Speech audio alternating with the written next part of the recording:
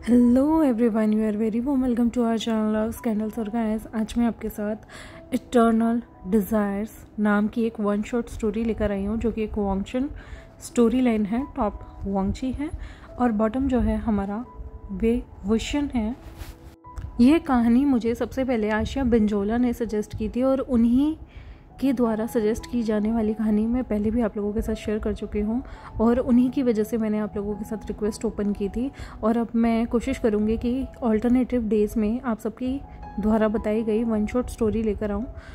मैंने थोड़ा सा गैप इसलिए लिया था क्योंकि एक तो मैं बीमार थी और दूसरी चीज़ कि मुझे अपनी राइटिंग का काम भी कंप्लीट करना था, जिसमें से मैं एक किताब पूरी कंप्लीट कर चुकी हूँ, दूसरी जल्दी कंप्लीट कर दूँगी और थर्ड वन मैंने शुरू कर दी है।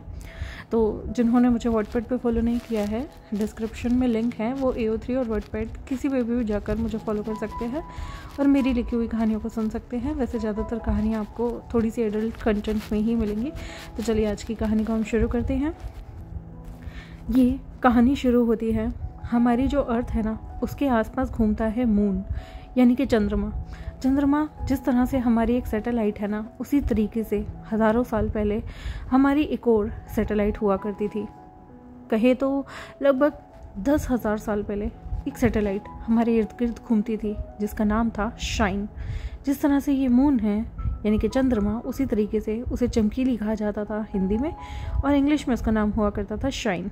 शाइन जो सैटेलाइट थी ना, उस पर जीवन था।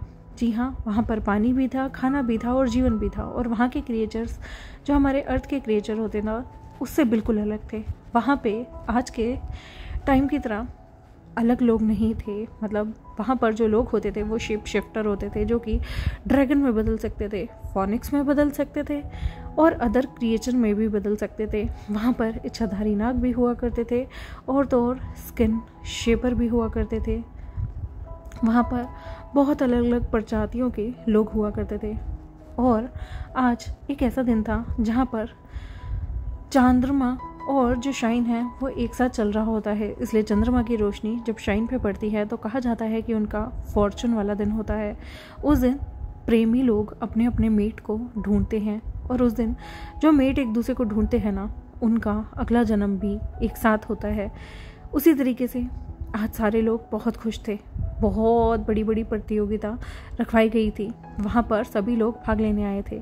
जैसे कि ड्रैगन्स का काम था आग बरसाना, जो जितनी ज़्यादा आग बरसा कर एक समुद्र में आग की लपटें उठा सकता है, उसे सबसे महान ड्रैगन माना जाने वाला था। और उसी तरीके से अगर कोई उस ड्रैगन का मेट है ना, तो वो उस जगह पर जहाँ पर उसने डिस्ट्रक्शन की है, तबाही लाई है, उन सबको एक सेकंड में ठीक कर सकता है। लेकिन ये काम केवल फोनिक्स कर सकते थे। फोनिक्स एक नए जीवन को बढ़ावा दे सकते थे, एक नए जीवन को शुरू कर सकते थे। उसके अलावा जो मरमेड्स होती थी ना, वो भी ड्रैगन की लगाई हुई तबाही को ठीक कर सकती थी। आज बहुत सारे ड्रैगन, अल्फा ड्रैगन बहुत खुश होते हैं और एक एक करके सभी लोग प्रतियोगिता में हिस्सा लेते हैं। पहले लैन शिचेन की बारी आती है, क्योंकि वो एक बहुत ही खूबसूरत और रुतबे वाली लैन फैमिली से था। इसलिए जब वो अपनी ड्रैगन फॉर्म लेकर ऊंची उड़ाइयाँ भरता है, तब उसके जो मेट होते हैं ना, उसके एकदम से जो उन लोगों के दिल होते थे वो उनकी रिंग फिंगर से कनेक्ट होता था। और जैसे ही जब दो लोग एक दूसरे को मेट चुन लेते हैं ना, उनकी हाथों में अलग से ही लाल रंग का थ्रेड, इनविजिबल, जो कि किसी को दिखाई नहीं देगा, पर एक मेट को अपने मेट का थ्रेड दिखाई ज़रूर देगा।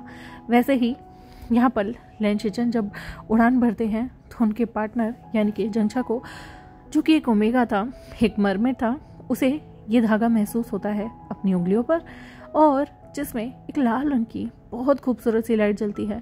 और यहाँ पर वो अपनी उंगली को इस आसमान में उड़ने वाले ड्रैगन से कनेक्ट पाता है। इन्हें एक फॉरबिडन एरिया दिया गया था जिस पर ये चाहें तो तबाही मचा सकते थे। लैन शिचेन जाते हैं, बहुत सारी आग बरसाते हैं और वहाँ से वापस आ जाते हैं। और अब जो भी उनका मेट होगा इस फुल मून वाली नाइट में, वो यहाँ पर दोबारा से जीवन को क्रिएट कर सकता है। तब ये मरमेड सामने आता है और ये अपनी शक्तियों का इस्तेमाल करके, अपने पानी का इस्तेमाल करके, जिस जगह पर इतनी ज़्यादा भयंकर आग लगाई गई थी उसे पूरा बुझा देता है। और पानी वहाँ आने के बाद धीमे धीमे यहाँ पर वो अपने जादू से एक नई दुनिया बसाते हैं। यहाँ पर लेंचेचन पहली बार इस मरमेड को देखता है। दोनों एक दूसरे की आंखों में देखते हैं। दोनों की आंखों के कलर एकदम चेंज हो जाते हैं और यहाँ पर दोनों एक दूसरे को किस करने के बाद अपने अपने हाथों को जोड़कर अपनी अपनी शक्तियों से जो दबाई लाई थी उसे फिर से ठीक कर देते हैं। ऐसे ही एक नया कपल यहाँ पर आ गया था। पावरफुल फैमिली में जियांग्स का चंगछा, एक ओमे का बेटा, उसे एक जगह मिल गई थी। और तो और अब एक ड्रैगन पार्टनर पाने की वजह से जो हमारा मरमेड जंगछा था उसे मरमेड में भी सबसे ऊंची उपाधि दे दी गई थी। अब ऐसे कर करके यहाँ पर लेंचेचन जो कि अपनी प्रतियोगिता में हिस्सा ले चुके थे, अब लेन फैमिली के दूसरे बेटे की बारी थी, जो कि कोई और नहीं बल्कि लवांगची था। लवांगची का जो स्वभाव था ना, वो थोड़ा सा ना नटखट था, लेकिन उसे गुस्सा बहुत जल्दी आ जाता था और वो काफ़ी ज़्यादा यंग भी था, तो उसे इतना ज़्यादा गुस्सा आता था कि वो ओवर द लिमिट जाकर तबाही कर देता था। इसलिए जब उसे यहाँ पर इस जगह पर तबाही करने के लिए बोला गया तो वो तो सबसे ज़्यादा खुश था, एक्साइटेड था, क्योंकि एक ड्रैगन को अपनी शक्ति, अपनी पावर दिखाने का इससे बड़ा मौका कैसे मिल सकता था। वो तुरंत ही अपनी ड्रैगन फॉर्म में आता है और उस जगह जहाँ पर जंगछा ने और लेंचेचन ने अपनी शक्तियों से दोबारा से चीज़ों को ठीक कर दिया था, उस जगह पर वो जाकर फिर से इतनी आग मारता है, इतनी आग मारता है कि पूरी जगह तबाही तबाही हो जाती है। और जब वो ड्रैगन फॉर्म लेके उड़ान भरता है ना, तब एक इंसान का धागा उसकी रिंग फिंगर में चमकना शुरू हो जाता है।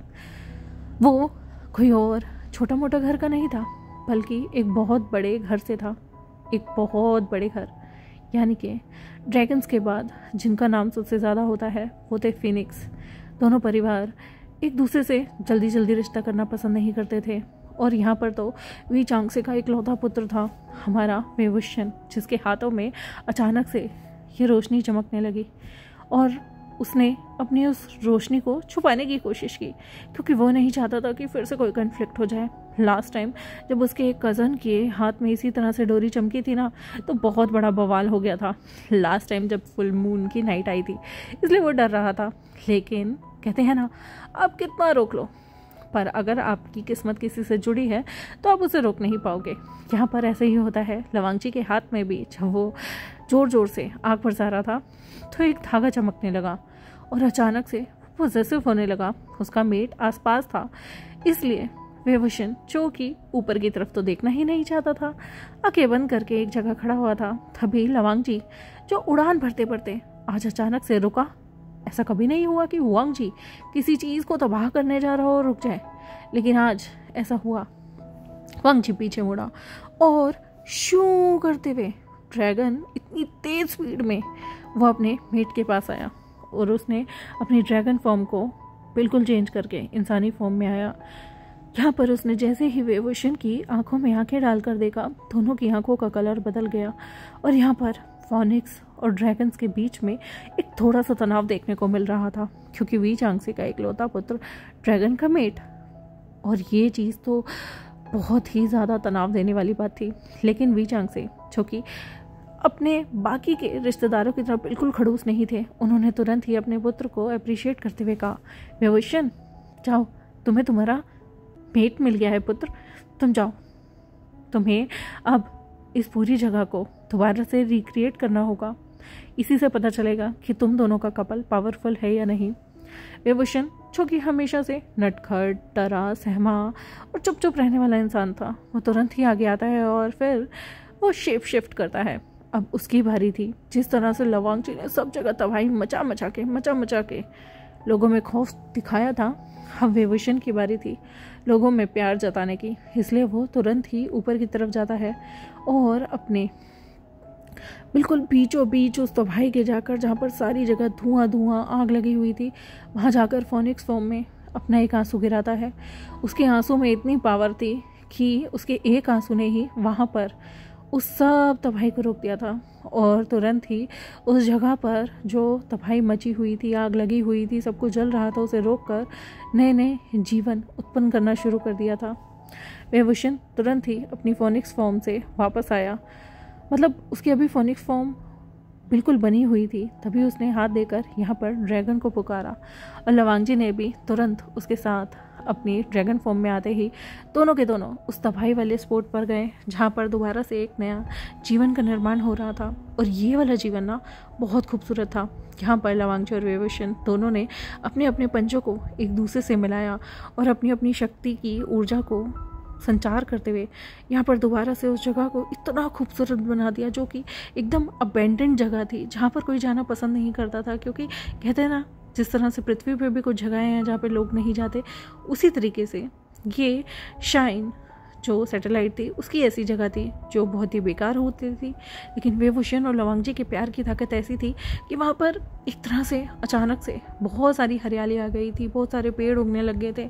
पानी जो कि ना जाने कितने टाइम से बहुत ही गंदा, मैला, सूखा हुआ था, वो भी एकदम से ऊपर आकर एक झील की तरह बन गया था, एक साफ़ सुथरी झील। और सारे लोग उन दोनों के लिए क्लैपिंग बजा रहे थे, क्योंकि सभी ने सोचा ही नहीं था कि इतना पावरफुल कपल उनके शाइन सैटेलाइट के अंदर हो सकता है। ये सैटेलाइट वैसी नहीं है, ये सैटेलाइट बिल्कुल मून की तरह है, जैसे एक प्लेनेट होता है बिल्कुल वैसी है, जहाँ पर ऊंचे ऊंचे पहाड़ हैं, नदियाँ हैं, झरने हैं और लोग रहते हैं। जैसे मरमेड जो हैं वो समुद्र तट पर रहती हैं, और जो फोनिक्स हैं वो ऊंचे ऊंचे पहाड़ों पर रहते हैं। ड्रैगन्स के पास अपने बड़े बड़े वोल्केनो वाले पहाड़ हैं, गर्माइश वाली जगह है। ड्रैगन्स को ठंडी जगह पसंद नहीं, फोनिक्स को ज़्यादा ठंडी जगह ठीक लगती है।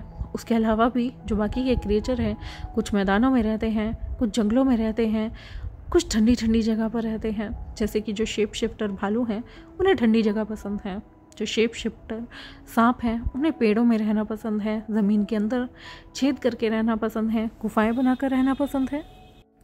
यहाँ पर अब जैसे ही फुल मून की रात बहुत ज़्यादा बड़ी हो गई थी, तभी सभी जो अल्फ़ा थे उन्होंने अपने अपने ओमेगास को चुन लिया था। और जिनके ओमेगा या अल्फ़ा वहाँ पर मौजूद नहीं थे, वो बेचारे चुपचाप अपनी अपनी शक्ति का प्रदर्शन देकर लौट आए थे। यहाँ पर सभी लोग अपने अपने पार्टनर को चुनने के बाद उनके साथ डांस करना शुरू कर देते हैं। सभी माँ बाप अक्सर ऐसी रातों में अपने अपने बच्चों के लिए एक एक रिंग ज़रूर लाया करते थे। यहाँ पे जो रिंग ये लोग लाते थे ना, वो एडजस्टेबल होती थी। जब किसी की उंगली छोटी होती थी तो वो उसे थोड़ा दबाकर हल्का सा पिचका कर छोटा कर देते थे, और किसी की उंगली बड़ी होती थी तो वो एडजस्टेबल रिंग होती थी जो कि खुलकर थोड़ी बड़ी हो जाया करती थी। यहाँ पर सभी पार्टनर एक दूसरे को रिंग पहनाने के बाद डांस करना शुरू कर देते हैं।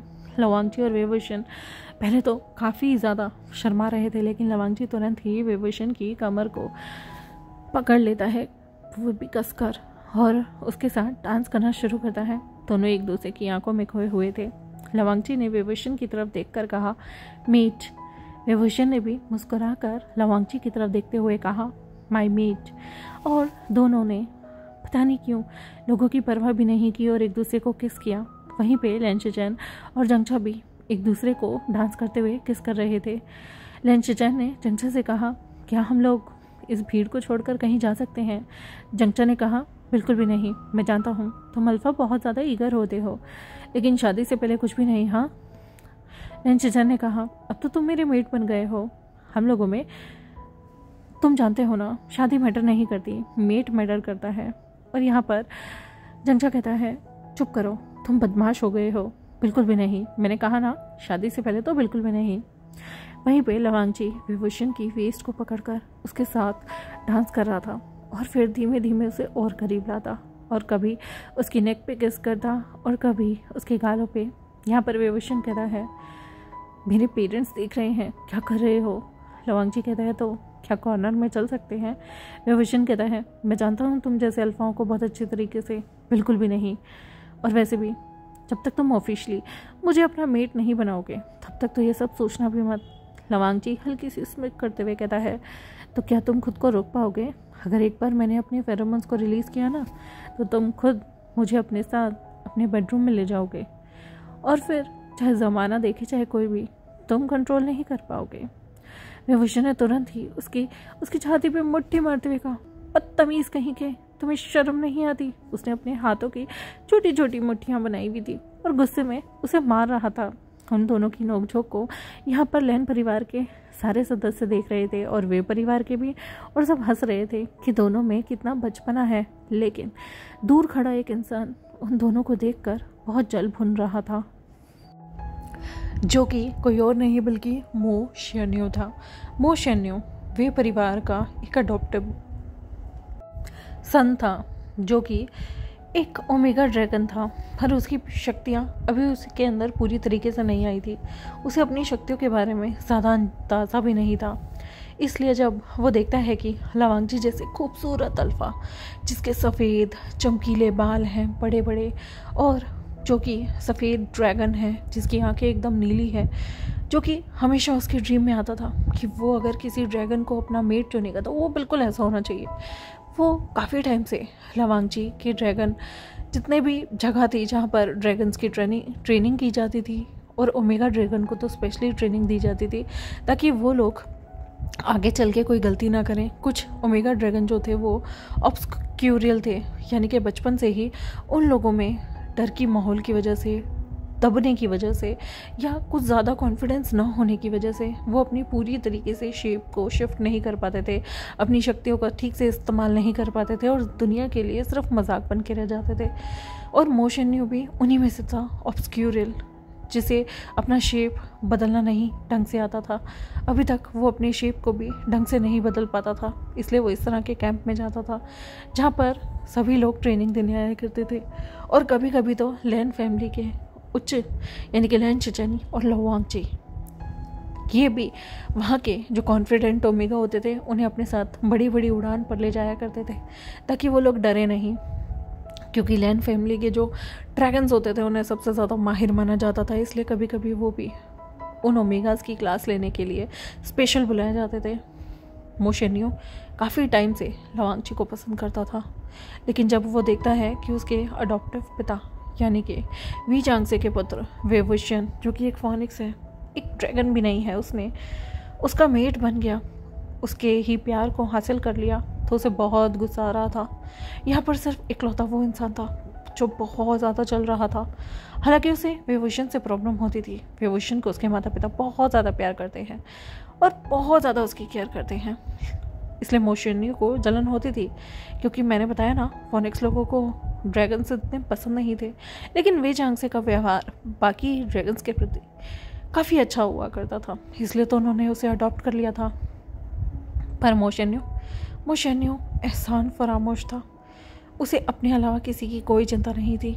उसने फोनिक्स फैमिली में भी पहले आना नहीं सोचा था, लेकिन जब उसे बाकी के ओमेगा ड्रैगन बुली करने लगे, क्योंकि वो एक ऑब्सक्यूरियल था, इसलिए वो डर के मारे फोनिक्स लोग में आना चुन लिया था। क्योंकि फोनिक्स फैमिली जो थी ना, वो बाकी के लोगों की तरह जो ऑब्सक्यूरियल ड्रैगन्स होते थे उन्हें सताती नहीं थी, क्योंकि वहाँ पर किसी को भी ड्रैगन से कोई लेना देना नहीं था। वो अपनी शेप को चेंज कर रहा है, शिफ्ट कर रहा है, नहीं कर रहा, ऐसा कोई भी इंसान नहीं था जो कि फोनिक्स फैमिली से उसे चिढ़ाता हो। मो शेन्यो ने इसीलिए सिर्फ अपने सेल्फिश नेचर की वजह से वे चांगसे के घर में उनका अडॉप्टिव बेटा होकर आना शुरू कर दिया था। पर उसे बहुत जलन होती थी, क्योंकि जो कांगसे सरन थे, वी चांगसे थे, वो वे वुशियन को बहुत प्यार करते थे। वे वुशियन फोनिक्स फैमिली का एक बहुत बड़ा, मतलब जिसे कहते हैं ना, उत्तराधिकारी था। वो ओमेगा होने के बावजूद भी काफ़ी ज़्यादा पावरफुल था। और जब मेट का ये सेशन हो रहा था, जब उसने यहाँ पर बहुत सारी ज़िंदगियों को ज़िंदा कर दिया, मतलब जो जितनी भी तबाही लवांगजी ने अकेले मचाई थी उसको बिल्कुल ठीक कर दिया। उसके एक आंसू इतना ज़्यादा पावरफुल था कि वहाँ पर एक तरह से पूरा का पूरा चीज़ नई तरह बदल गई थी। जो झील काफ़ी समय से सूखी और गंदी पड़ी थी, वो भी एकदम नई जैसी हो गई थी। ये देखकर यहाँ पर पूरी तरीके से वो शख्स जल चुका था। उसकी जलन की कोई हद ही नहीं थी, क्योंकि शायद उसे ऐसा लगता था कि एक ड्रैगन को दूसरे ड्रैगन का ही मेट होना चाहिए, और उसे अपने ऑब्सक्यूरियल होने पर भी बहुत ज़्यादा शर्मिंदगी महसूस होती थी। ऑब्सक्यूरियल लोगों को यहाँ पर जो ड्रैगन्स होते थे ना, बड़े बड़े परिवार के, वो ट्रेनिंग दिया करते थे, जिसमें से लैन चिचेन और जो हमारे लवांगजी थे, वो भी जो ऑब्सक्यूरियल लोग होते थे, उनका हौसला बढ़ाने के लिए कभी कभी ट्रेनिंग सेंटर पर जाते थे और उन्हें बिना किसी पैसे के सिर्फ मदद करने के तौर पर ही यहाँ पर ट्रेनिंग दिया करते थे, जिसकी वजह से मो शेन्यो का दिन प्रतिदिन लवांगजी की तरफ जो अट्रैक्शन था ना, वो बढ़ जाता था। और लवांगजी कभी उसकी तरफ भाव नहीं देता था, यहाँ तक कि बाकी के ऑब्सक्यूरियल की तरफ भी वो लोग भाव नहीं देते थे, क्योंकि वो जानते थे कि ये हमारे मेट है ही नहीं।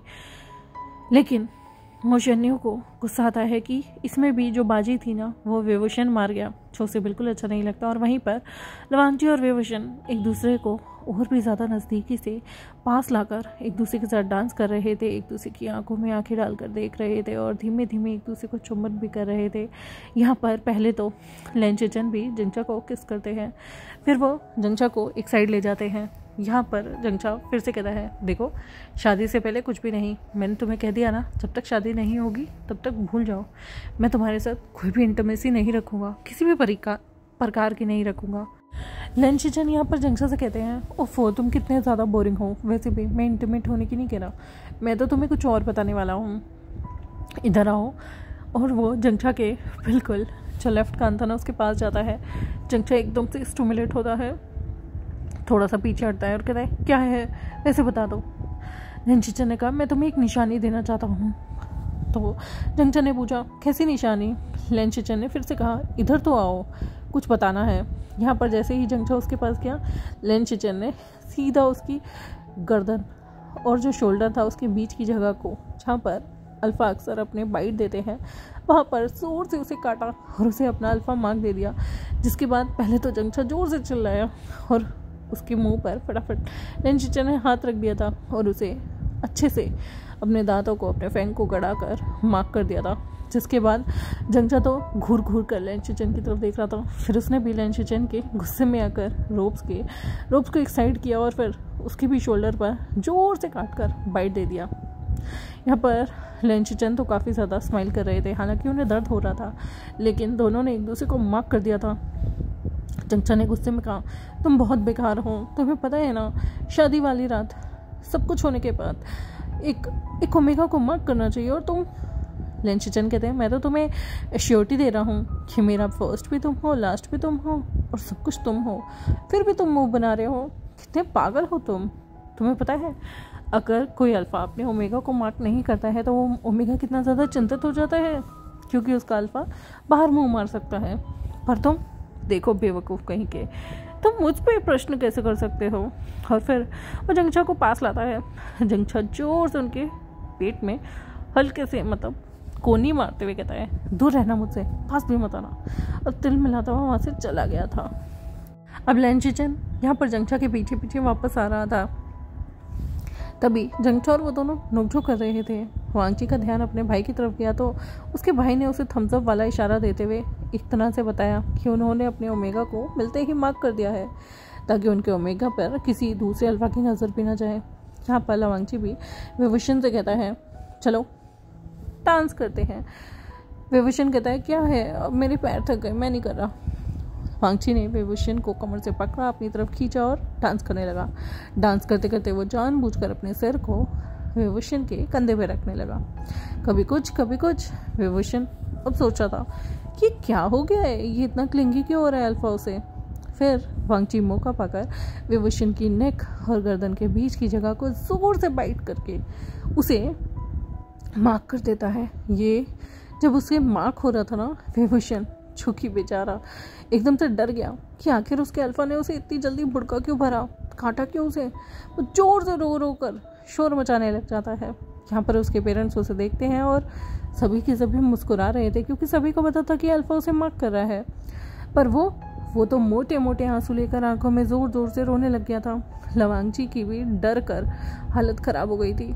आखिर ये बंदा कैसा है, वो तो अपने ओमेगा को मार्क कर रहा है और ये ओमेगा शोर मचा के रो रहा था। और तो और मोटे मोटे आंसू लेकर लवांगची की चेस्ट पर मुक्के मार कर कहता है, तुम्हारी हिम्मत कैसे हुई मुझे काटने की, तुम होते कौन हो।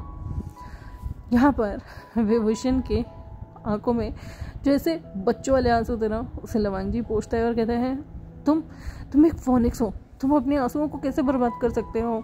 विभूषण कहता है, हाँ मैं एक फोनिक्स हूँ, लेकिन जब मैं फोनिक्स फॉर्म में आता हूँ तब मैं अपने आंसू को बर्दाश्त नहीं कर सकता, पर एज अ ह्यूमन बीइंग मुझे भी दर्द होता है। तुम्हारी हिम्मत कैसे हुई मुझे काटने की। हाँ मैं तुमसे बात नहीं करूँगा, मैं तुमसे बिल्कुल बात नहीं करूँगा। लेकिन तभी विभूषण का निशान ज़ोर से जगमगाने लगा। विभूषण समझ गया कि अल्फा ने उसे मार्क किया है। वांगची भी खड़े खड़े स्माइल कर रहा था। विभूषण ने ज़ोर से अपने हाथ की मुट्ठी बनाई और वांगची की नाक पर एक पंच जड़ दिया और वहाँ से चला गया। वांगची उसके पीछे पीछे जा रहा था और उससे माफ़ी भी मांग रहा था, लेकिन उसने 1 मिनट भी विभूषण की कमर को नहीं छोड़ा था, उसे पकड़कर ही चल रहा था, क्योंकि वांगची बहुत पॉसेसिव पर्सन है। लेकिन ये सब देखकर एक इंसान बहुत जल बुन रहा था, तो मोशन्यो। यहाँ पर लेंशिचन और लवांगची अपने माता पिता के पास आते हैं, अपने अपने पार्टनर को इंट्रोड्यूस करते हैं उनसे। यहाँ पर लैन फैमिली और वे फैमिली एक दूसरे से काफ़ी अच्छे से बात कर रहे थे, क्योंकि फोनिक्स फैमिली में एक वे फैमिली थी जो डिस्क्रिमिनेशन नहीं करती थी और उन्हें ऑब्सक्यूरियल लोगों से भी प्रॉब्लम नहीं थी। यहाँ पर लैन फैमिली, जो कि बहुत ही ज़्यादा प्रतिष्ठित फैमिली थी, वो वे फैमिली से मिलके काफ़ी खुश होते हैं।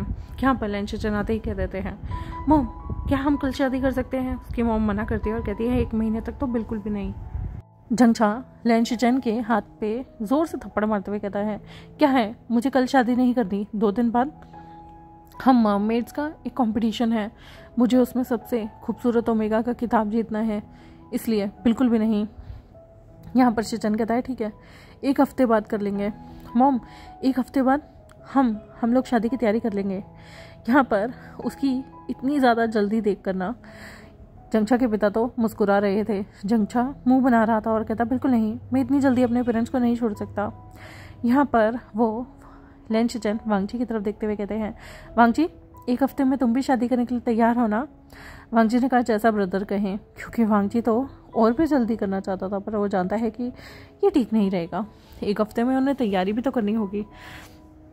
तभी लैन चिंगेनजोन और लैन कहते हैं, ऐसा कैसे हो सकता है, हमें इतनी सारी तैयारी करनी है, निमंत्रण पत्र लिखने हैं और सब कुछ करना है, और हाँ ये निमंत्रण पत्र मैं जादू से लिखना नहीं चाहती हूँ, तो इतना सब कुछ काम करने में कम से कम 1 महीना लग जाएगा।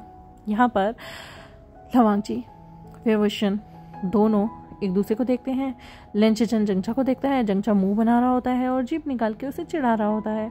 तब लेंशिचन कहता है, माँ हम इतने सारे हमारे शिष्य हैं, ओमेगा है, अल्फा है, वो सारे कब काम आएंगे?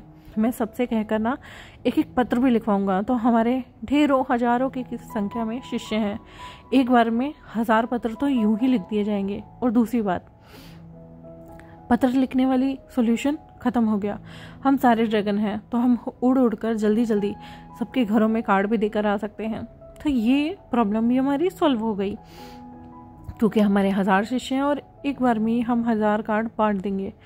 तो आप बताओ, रही बात डेकोरेशन वगैरह की, उसमें भी हमारे शिष्य बहुत ज़्यादा काम के हैं, हमारे पास तो हज़ारों की तादाद में शिष्य हैं, सारे काम जल्दी जल्दी सब कर देंगे, तो आपको इतनी टेंशन लेने की ज़रूरत नहीं है। लेनी कुछ बोलती उससे पहले ही चिंगेनजोन ने अपनी पत्नी को बोलने से रोक दिया। वो जानते हैं कि अब उनके बेटे मानने वालों में से नहीं है, इसलिए 1 हफ्ते बाद उनकी शादी की ज़ोरों शोरों से तैयारी करने का वादा कर दिया।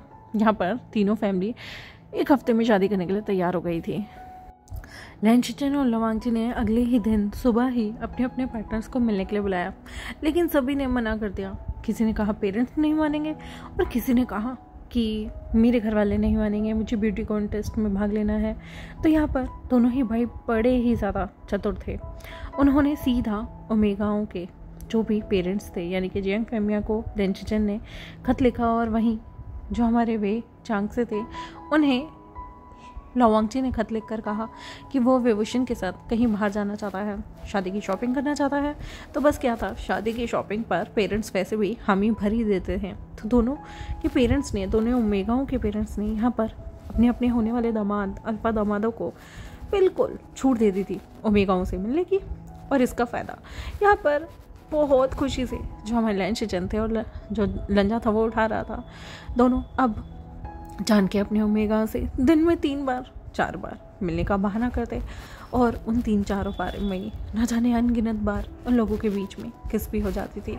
विभूषण पहले तो शर्माता था, डरता था और लवांगची से बिल्कुल मिलना नहीं चाहता था, क्योंकि उसने इसे बाइट किया था, पर धीरे धीरे उसे अल्फा बहुत ज़्यादा पसंद आने लगा था। अल्फा बहुत ज़्यादा केयरिंग था, उसकी बहुत ज़्यादा परवाह करता था, उसके लिए बहुत कुछ किया करता था, इसलिए विभूषण को अब कोई गिला शिकवा नहीं था, उसे मज़ा आने लगा था, उसे ये ज़िंदगी अच्छी लगने लगी थी और इससे लवांगची से भी मिलना काफ़ी ज़्यादा अच्छा लगता था। पर एक इंसान जो कि उसे खुश देखकर जब भी विभूषण घर वापस आता था, उसके पेरेंट्स उसके लिए शादी की तैयारियों में डूबे रहते थे, ये देखकर मोशन्यू को बहुत गुस्सा आता था। मोशन्यू ने अभी तक विभूषण को बधाई नहीं दी थी, उसे बहुत गुस्सा आता था। वो जैसे तैसे करके इन दोनों को अलग करना चाहता था, क्योंकि वांगजी एक पॉजिटिव इंसान था। वो विभूषण से जब भी मिलता था उसकी वेस्ट पे हाथ रखकर उसे हमेशा अपने करीब रखने की कोशिश करता था। दूसरी अल्फा उसे ना देखे ये कोशिश करता था, और यहाँ तक कि खुद भी इतना स्ट्रिक्ट था कि वो खुद भी किसी ओमेगा को नहीं देखता था। ऐसा नहीं था कि वो सिर्फ ओमेगा को रोक रहा था दूसरों से मिलने से, वो खुद भी ऐसा था, खुद भी किसी थर्ड पर्सन में इंटरेस्टेड नहीं था सिवाय विभूषण के।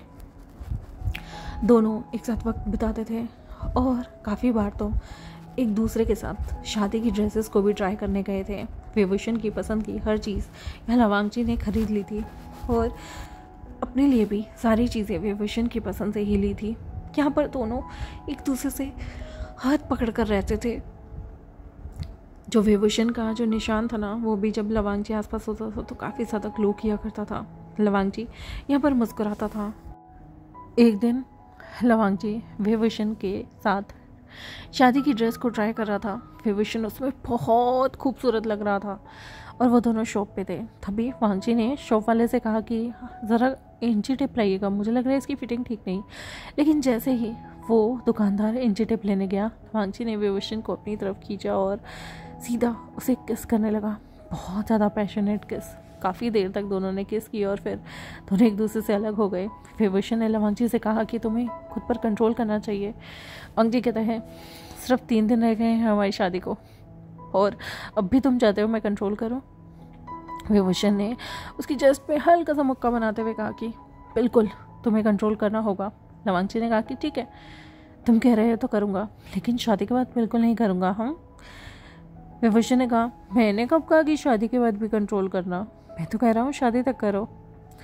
यहाँ पर पता ही नहीं चला दिन कैसे बीते। शादी की तैयारी में सब इतना ज़्यादा मशरूफ़ हो गए थे कि अब शादी में सिर्फ 1 दिन रह गया था। मतलब कल शादी थी और आज की पूरा दिन काम में बीत गया था।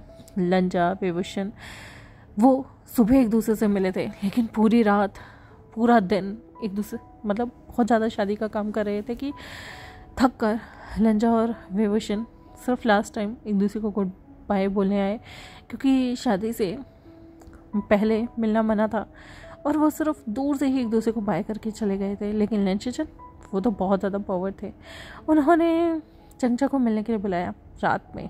जानबूझकर चंचा भी जब सब सो गए थे तो बहाना ढूंढकर जैसे तैसे अपने नटखट अल्फा से मिलने के लिए आया। तब लेंशिचन ने तुरंत ही उसे चंद्रमा दिखाते हुए अपने पास बैठा लिया, और फिर दोनों जब एक दूसरे के साथ बैठे हुए थे तो लेंशिचन ने यहाँ पर सीधा चंचा को ज़मीन पर लेटाया, उसके ऊपर आया और किस करना शुरू कर दिया। फिर उसने धीमे धीमे चंचा के ट्राउज़र में भी अपना हाथ डाल दिया। चंचा ने कहा ये क्या कर रहे हो? लेंशिचन ने कहा कल हमारी शादी है, आज तो मैं कर सकता हूँ ना। चंचा ने कहा पर शादी हुई नहीं है। लेंशिचन ने कहा तो तुम्हें क्या लग रहा है इतना सब कुछ होने के बावजूद में मैं मुकर जाऊँगा? चंचा ने कहा नहीं, मुझे पता है तुम मुझसे शादी करोगे। तो लेंशिचन ने कहा फिर मुझे रोको मत, मुझे आज नहीं रुकना, कल हमारी शादी है तो आज थोड़ा सा तो रोमांस करने दो ना, बिल्कुल थोड़ा सा, पक्का सिर्फ थोड़ा सा। ये बोल कर लेंशिचन और चंचा ने कब अपने अपने कपड़ों को ज़मीन पर उतार दिया और फिर कब उनकी मुआयने की आवाज़ें वहाँ गूंजने लगी, किसी को पता ही नहीं चला। वो काफ़ी देर तक मौन कर रहे थे और रोमांस कर रहे थे। रात भर लेंशिचन ने चंचा को जाने ही नहीं दिया।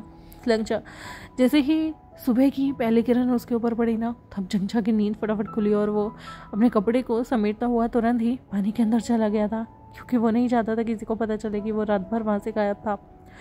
और अब उसे क्या ही नींद आनी थी, उसकी लोअर बॉडी में दर्द हो रहा था। लेकिन फिर उसने अपने कपड़ों को पहनकर तैयार होने की पूरी प्रक्रिया शुरू कर दी थी। लेंशिचन भी घर आने के बाद सीधा नहाया और फिर खुद भी दूल्हे के कपड़ों में तैयार होना शुरू हो गया था। यहाँ पर लवांगजी भी अपने घर में तैयार हो रहा था। उसे तो कोई गुआन पसंद ही नहीं आ रहा था, क्योंकि उसे ऐसा लग रहा था कि वो सबसे बेस्ट लगना चाहिए। और यहाँ पर विभूषण आराम से उठता है, आराम से सारे काम करता है और फिर अपने ड्रेस में, शादी की ड्रेस में तैयार हो गया था। वो बहुत खूबसूरत लग रहा था और यहाँ पर मोशेन्यू बहुत ज़्यादा जल रहा था, उसे बहुत ज़्यादा गुस्सा आ रहा था। वो यहाँ पर विभूषण से मिलने की कोशिश तो करता है, पर अफसोस जैसे ही वो विभूषण के पास आता है, उसने कुछ प्लान तो किया था, पर क्या ये नहीं पता कि तभी विभूषण को सभी लोग और उसके माता पिता ले जाते हैं कि तुम्हारी पालकी आई है, तुम्हें जाना होगा, हम लोग तुम्हें सीधा शादी के वेन्यू पे मिलेंगे। और यहाँ पर विभूषण को लवंग जी के साथ पालकी में भेज दिया गया था। मोशेन्यू उसे मौका ही नहीं मिलता विभूषण से कोई बातचीत करने का। विभूषण दुल्हन के अटायर में अपने चेहरे पे वेल रखे हुए सीधा यहाँ से टेंपल की तरफ चला गया था, जो कि वहाँ के गॉड का टेंपल था, जिसे माना जाता है कि वही गॉड उन्हें शक्ति देता है। वो लोग उस टेंपल में गए, जो कि बहुत ही ओल्ड स्टाइल बना हुआ था। उसका जो पहली और मतलब ग्राउंड फ्लोर था वो तो स्टोन से बना हुआ था, और बाकी का ऊपर का जो जगह थी वो लकड़ियों से बनाई गई थी, बैम्बू की लकड़ियों से। बहुत खूबसूरत तरीके से तराशा हुआ इस जगह पर वो लोग आते हैं, और उसके बाद दोनों झुककर उस मूर्ति के सामने 3 बार बो करते हैं, और एक बो एक दूसरे के सामने लेते हैं, और 5वां बो वो लोग मुड़कर अपने अपने पेरेंट्स, अपने अपने रिलेटिव्स, इन सब का लेते हैं। यहाँ पर उन लोगों की शादी संपन्न होती है, और फिर उनके लिए आमरस लाया जाता है। दोनों आमरस पीकर अपनी अपनी शादी को कंप्लीट करते हैं। वहाँ पर लेंचिचन और जंगछा की भी शादी के जितने रिचुअल थे वो साइड बाय साइड चल रहे थे। जैसा ही विभूषण और लवंगची कर रहे थे, वैसे ही जंगछा और लेंचिचन भी कर रहे थे। बल्कि यहाँ पर एक साथ काफ़ी लोगों की शादी हो रही थी। जिन जिन लोगों का उस दिन मेट मिल गया था, उन लोगों में से जिन को शादी करने की बहुत ज़्यादा जल्दी थी, उन्होंने तो एक दिन बाद ही कर दी थी। और जिन लोगों के पास टाइम था या जिनके पेरेंट्स कह रहे थे रुक जाओ, उन सब ने 5-6 कपल ने यहाँ पर लैन फैमिली के साथ, उनके बच्चों के साथ ही शादी करने का सोच लिया था। इसलिए सारे कपल शादी होने के बाद, आमरस पीने के बाद पब्लिक में आते हैं। लेकिन तभी यहाँ एक रिचुअल होता है जिसमें ओमेगा को हटाकर, मतलब वहाँ से ले जाया जाता है। ओमेगा सभी ओमेगास को अलग से एक कैबिन में रख दिया जाता है, जहाँ से अल्फाओं को उनके पैरों को, उनके हाथों को देखकर पहचानना होता है। विभूषण को भी कुछ देर के लिए दूर ले जाया गया था। तब तक सभी लोग चाय, नाश्ता, पानी खा पी रहे थे, और दूल्हे को बहुत सारे गिफ्ट्स मिल रहे थे। यहाँ पर दूसरी तरफ ओमेगास को भी अलग से बहुत सारे गिफ्ट्स मिल रहे थे। विभूषण को फिलहाल और बाकी के ओमेगास को उनके रूम में ले जाया गया था। विभूषण को ले जाने वाला कोई और नहीं बल्कि मोशेन्यू था। मोशेन्यू यहाँ पर उसे कमरे में ले जाता है। विभूषण को तो सच में बहुत गर्मी लग रही थी, क्योंकि उसने इतना बड़ा वेल अपनी गर्दन पे ओढ़ा हुआ था। विभूषण ने ज़ोर ज़ोर से हाँफते हुए कहा, मोशेन्यू मेरे सिर पे से ये वेल हटाओ, ये घूंघट सा हटाओ। मोशेन्यू ने उसके चेहरे पे से घूंघट हटाया, एक हल्की सी स्माइल दी, और उसके बाद उसने विभूषण को कहा कि तुम्हारे लिए ये लो, मैं पानी लेकर आया हूँ, पियो। विभूषण ने जैसे ही वो पानी पिया ना, अचानक से उसे चक्कर आने लगे। उसने कहा, इस पानी में क्या था मोशेन्यू? मोशेन्यू ने एक हल्की सी स्मिक देते हुए कहा, कुछ नहीं, लगता है घूंघट पहनने की वजह से तुम्हें चक्कर आ रहे हैं। विभूषण उस पानी को पीने के बाद अचानक से बेहोश होकर ज़मीन पर गिरा। तभी मोशेन्यू ने अपने ऊपर के कपड़े निकाले। मोशेन्यू ने नीचे लाल रंग के सारे गारमेंट्स पहने हुए थे, यानी कि उसके इनर 2 लेयर की रोब्स पूरे लाल कलर में थे। मोशेन्यू ने यहाँ पर विभूषण के भी आउटर 3 लेयर कपड़ों की निकाली। उसके बालों से जितने भी पिंस थी, सब चीज़ें थी, वो सब निकाली। मोशेन्यू पहले से ही विभूषण की तरह एक नकली का जूड़ा बनवा कर रख चुका था, और उसने तुरंत ही अपना श्रृंगार करना शुरू किया। यहाँ पर विभूषण को हल्के हल्के उसकी नींद खुल रही थी, पर उसके शरीर में जान महसूस नहीं हो रही थी, क्योंकि विभूषण ने जो पानी पिया था उसमें पॉइजन था। मोशेन्यू ने जब हल्का फुल्का खुद को तैयार कर लिया, तो उसके बाद उसने एक पेन निकाली, एक पेन जो कि काले ब्लैक मैजिक से बंधी हुई थी। वो पेन वो विभूषण के पास लाया, जो कि सिर्फ 2 लेयर लाल रंग के रोब्स में यहाँ पर लेटा हुआ था। उसने मोशेन्यू से कहा कि मोशेन्यू, तुम्हें क्या हुआ? तुमने मेरे कपड़े क्यों पहने हैं और मेरे हेयर पिन्स क्यों लगाई हैं? तभी मोशेन्यू ने कहा विभूषण, मुझे माफ़ करना। तुम वो शख्स पाना चाहते हो जिस पे मेरा दिल आ गया है। मुझे माफ़ करना, मुझे तुम्हारे साथ ये करना पड़ रहा है, लेकिन अगर तुम बीच में नहीं आए होते तो मुझे कभी नहीं करना पड़ता। बट अब मैं चाहता हूँ कि तुम चैन से सो जाओ, क्योंकि लवंगजी तुम्हारा नहीं है। ये सुनते ही विभूषण ने जैसे तैसे करके आंखें खोली, जोर लगाया, मोशन्यू को पकड़ने की कोशिश की कि तभी मोशन्यू ने उस क्लिप को विभूषण की गर्दन से आर पार कर दिया। मोशन्यू ने विभूषण की गर्दन से लगातार काफ़ी बार स्पिन को आर पार किया था, जिसकी वजह से विभूषण की गर्दन से बहुत ज़्यादा खून निकल रहा था। वह सांस लेने के लिए भी हाँफ रहा था। तभी मोशन्यू ने पास में पड़े हुए बेड पर, जहाँ पर विभूषण लेटा हुआ था, वहाँ पर उस तकिए को उठाया और विभूषण के मुंह पर लगा दिया। बहुत देर तक विभूषण छटपटा रहा था, लेकिन उसके शरीर में जान नहीं थी, क्योंकि उसे जो पानी पिलाया गया था ना, वो बहुत स्ट्रॉन्ग था, जहर जैसा था। वो अगर फोनिक्स नहीं होता तो कब का मर चुका होता। लेकिन ऐसे करके मोशन्यू ने जानबूझकर विभूषण को मार दिया और फिर अपने चेहरे पर वेल लगाकर वो सीधा टक टक टक चलते हुए अब उस कंपाउंड में आ गया था, जहाँ पर सारे के सारे जितने भी अल्फा थे उन्हें अपने अपने ओमेगा को चुनना था।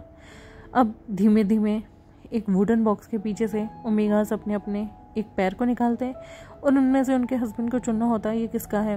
यहाँ पर जब लवंगजी की टर्न आई तो लवंगजी ने सभी लोगों के पैर देखे, लेकिन उसे किसी का भी पैर विंग जैसा नहीं लगा, तो उसने मना कर दिया। तभी सब लोग हंसने लगे कि शायद विंग से वो इतना इतना मिलता है, पूरा दिन उसे देखता है और उसे उस अपने ओमेगा के पैरों का बारे में कुछ भी नहीं पता है। ऐसे ही जब हाथों की बारी आई तब भी उसने मोशन्यू को नहीं चुना, तो सारे लोग सस्पेक्ट करने लगे कि क्या लवंगजी सच में विभूषण से प्यार करता भी है या नहीं। पर जब यहाँ पर जो लोग जीते थे, स्पेशली जंगछड़ को लेकर लेंजेचन जीत गया था, इसलिए उसे खुशी में अपने वाइफ को कुछ करने के लिए मिलता है। उसे अपने वाइफ को एक स्वर्ड गिफ्ट करने के लिए दी गई थी। उसी तरीके से जैसे ही बाकी के सारे ओमेगास भी अपने पार्टनर के पास आकर खड़े हुए, तब लवंगजी के पास जैसे ही मोशन्यू आया, लवंगजी को अजीब सा एहसास हुआ, क्योंकि उसने विभूषण को मार्क किया हुआ है, तो वो विभूषण की ओमेगा फेरोमोन्स को भी जानता है और वो यहाँ पर मोशन्यू के पास बहुत अनईजी फील कर रहा था। उसने ये ओमेगा सेंट पहले भी कहीं ना कहीं सूंघा है, तो उसने तुरंत ही कहा सबके बीच में, तुम कौन हो। तभी सारे हक्के बक्के रह गए थे कि वांगजी अपने ओमेगा को, जिससे उसकी अभी अभी शादी हुई है, उसे कैसे कैसे कह सकता है कि तुम कौन हो। वी जांगसे का तो बहुत ज़्यादा खून उबल गया था जैसे ही लवंगजी ने कहा तुम कौन हो। लेकिन तभी फटाफट से लैन चिंगनजुन आगे आते हुए बातों को संभालते हैं और कहते हैं, वांगजी क्या कह रहे हो तुम, ये वही ओमेगा है जिसके साथ तुम्हारी शादी हुई है। तभी वांगजी ने कहा, ये वो ओमेगा नहीं है फादर, ये वो ओमेगा नहीं है। मैं उसकी खुशबू पहले से ही पहचानता हूँ कि वो ओमेगा तो बिल्कुल नहीं है। और तभी वो गुस्से में आकर जैसे ही उसने घूंघट को उठाया, तभी सभी के सभी हक्के बक्के रह गए थे। मोशन्यू विभूषण की जगह पर था, जिसे देखकर सभी लोग एकदम हैरान रह गए थे। और सबसे पहले तो वी जांग से सामने आते ही कहते हैं, मोशन्यू विभूषण कहाँ है। तभी मोशन्यू ने कहा, मुझे नहीं पता, वो लगता है शादी छोड़कर भाग गया, उसे शायद ये शादी नहीं करनी थी। तभी लवंगजी ने कहा, तुम झूठ बोल रहे हो, मुझे तुम्हारे हाथों में से बहुत अजीब सी गंध आ रही है, खून की गंध, जल्दी जल्दी विभूषण को ढूंढो। और उसने तुरंत ही अपनी तलवार को निकाला और मोशन्यू के गर्दन पर रखते हुए कहा, मुझे बताओ कि आखिर मेरा ओमेगा कहाँ है। मोशन्यू ने कहा, वो भाग गया है, वो यहाँ पर नहीं है। लवंगजी ने कहा, मैं तुम पर रत्ती भर भी विश्वास नहीं करता हूँ, सच बताओ। मोशन्यू ने एक स्मिर्क की और कहा कि क्यों नहीं करते हो तुम मुझ पर यकीन। विभूषण तुमसे कभी प्यार करता ही नहीं था, इसलिए वो अपने अल्फा के साथ भाग गया जिसे वो पसंद करता था, लेकिन तुम सबके सामने बता नहीं पा रहा था। लवंगजी की ग्रिप और भी ज़्यादा टाइट हो गई थी। तभी लवंगजी ने यहाँ कुछ लैंड डिसाइपल्स को बुलाया और मोशन्यू को पकड़ने के लिए कहा। यहाँ पर सभी लोग विभूषण को ढूंढने के लिए चले गए थे। कुछ लोग उसके चैम्बर में गए, तभी हाहाकार मच गया था, चिल्लाने की आवाज़ें आ रही थी, क्योंकि वहाँ पर बिस्तर पर उसकी लाश पड़ी हुई थी, जो कि सिर्फ 2 रोप्स में थी। ये खबर सारी जगह आग की तरह फैल गई और जब लवांगची के कानों में आई तो उसने तुरंत ही मोशन्यू को बालों से पकड़कर खींचा और उस कमरे की तरफ ले गया। उसने जैसे ही देखा कि वेवुशियन की लाश वहाँ पर पड़ी है, उसने गुस्से में अपनी बेचैन से मोशन्यू का गला काट दिया।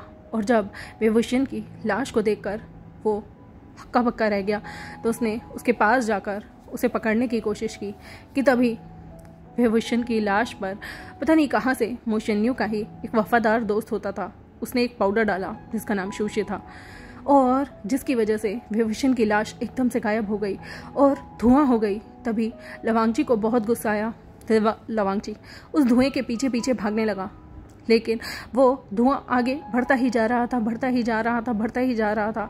लवांगची ने अपनी ड्रैगन फॉर्म ली और उस धुएं को पकड़ने की कोशिश की, पर इससे कुछ भी नहीं हो रहा था। इसलिए लवांगची का गुस्सा बेकाबू हो गया। लवांगची का गुस्सा 7वें आसमान पर आ गया और उसने वहाँ पर गुस्से में सारी जगह आग फैलाना शुरू कर दिया। लवांगची ने देखा था कि जो सूशी था ना, वो वेवुशियन की लाश पर कुछ डालने के बाद गायब हो गया था। उन लोगों को अलग अलग तकनीक आती थी। वहाँ पर बहुत सारे जादूगर भी थे जो कि अजीब से क्रिएचर होते थे, जो कि खुद को एक डस्ट की फॉर्म में भी आखिर वो इच्छाधारी बन सकते थे, डस्ट की फॉर्म में कन्वर्ट हो सकते थे।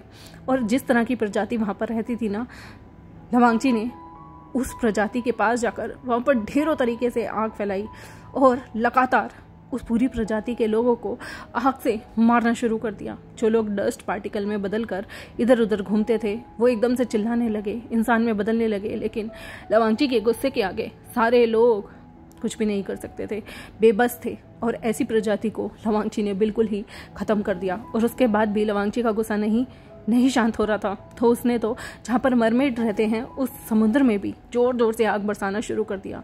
इधर उधर आग मार मार के वो सारी जगह को राख कर देना चाहता था कि आखिर किसने उसके वेवुशियन को उसके मेट को उससे छीना है।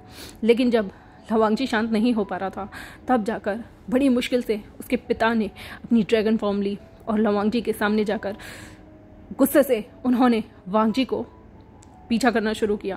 उन्होंने वांगजी को शांत करने के लिए वांगजी पर ही आग मारी और तो और अपने बड़े बड़े पंखों से उन्होंने अपने जो क्लॉज होते हैं ना, जो पंजे होते हैं ना, वो मारकर लवांगची को ज़ोर से बेहोश किया और फिर लवांगची को ज़मीन पर गिरा दिया। जो लवांगची था वो ज़मीन पर जब गिरा तो अपनी ड्रैगन फॉर्म में था और उसे काफ़ी ज़्यादा चोट भी आई थी, क्योंकि चिंगेनजुन भी एक पावरफुल, जिसे कहते हैं ना, ड्रैगन थे और उन्होंने लवांगची को अपनी बाहों में पकड़कर ही ज़मीन पर डाला था। लवांगची वहाँ पर कई घंटों तक बेहोश पड़ा रहा। उसके माता पिता उसके आसपास ही थे।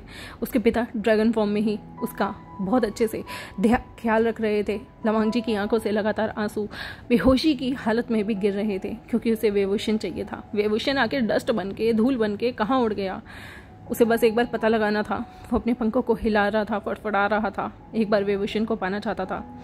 तभी चिंगेनजुन अपने बेटे को खुद भी ड्रैगन फॉर्म में आकर अपने गले से लगाते हैं और शांत होने के लिए कहते हैं। लवांगजी जैसे ही कुछ घंटों बाद होश में आया था ना, तब उसने जितनी भी तबाही मचाई थी, जो डस्ट पार्टिकल के जितने भी लोग थे, उन्होंने वांगजी के खिलाफ कंप्लेन कर दी थी। जो रिमेनिंग बंदे बचे थे, मरमेड्स ने भी लवांगजी के खिलाफ कंप्लेन कर दी थी और खुद जंगछा भी लवांगजी के खिलाफ कंप्लेन में उतर गया था, क्योंकि उसकी मरमेड जो प्रणाली थी ना, उन्होंने भी कुछ किया नहीं था, लेकिन उन्हें सजा मिली थी। क्योंकि जब लवांगजी ने पानी की सतह पर आग मारी थी तो कुछ छोटे छोटे मरमेड्स के बच्चे थे, वो मारे गए थे। लवांगजी ने गुस्से में आकर जितना भी क्योस मचाया था ना, अब उसकी कॉन्सिक्वेंसेस भुगतने का बिल्कुल मौका आ चुका था। तब हेवन से एकदम गर्जना हुई और जो स्वर्ग के यानी कि हेवन के एम्परर थे वो वहाँ पर आए। जो हेवन के एम्परर थे वो भी एक ड्रैगन फॉर्म में थे, जिन्होंने खुद को ना जाने कितने सालों तक तपस्या करके असेंड करा लिया था और अब वो हेवन के एम्परर थे। उन्होंने लवांगजी को यहाँ पर पहले तो आकर अफसोस जताया कि उसके ओमेगा की डेथ हो गई, क्योंकि कहीं ना कहीं सभी लोग जानते थे कि हेवन के जो एम्परर है ना, हेंगुएनजुन, वो इसी तरीके से लैन परिवार से ही आते थे। लेकिन जब उन्होंने हेवन को असेंड कर लिया था तो लैन हेंगुएनजुन जो थे वो स्वर्ग के देवता बन गए थे और उन्हें कहीं ना कहीं लगते थे कि उनके एंसेस्टर में, लवांगजी में वो काबिलियत है कि वो भी एक दिन हेवन को असेंड कर सकता है।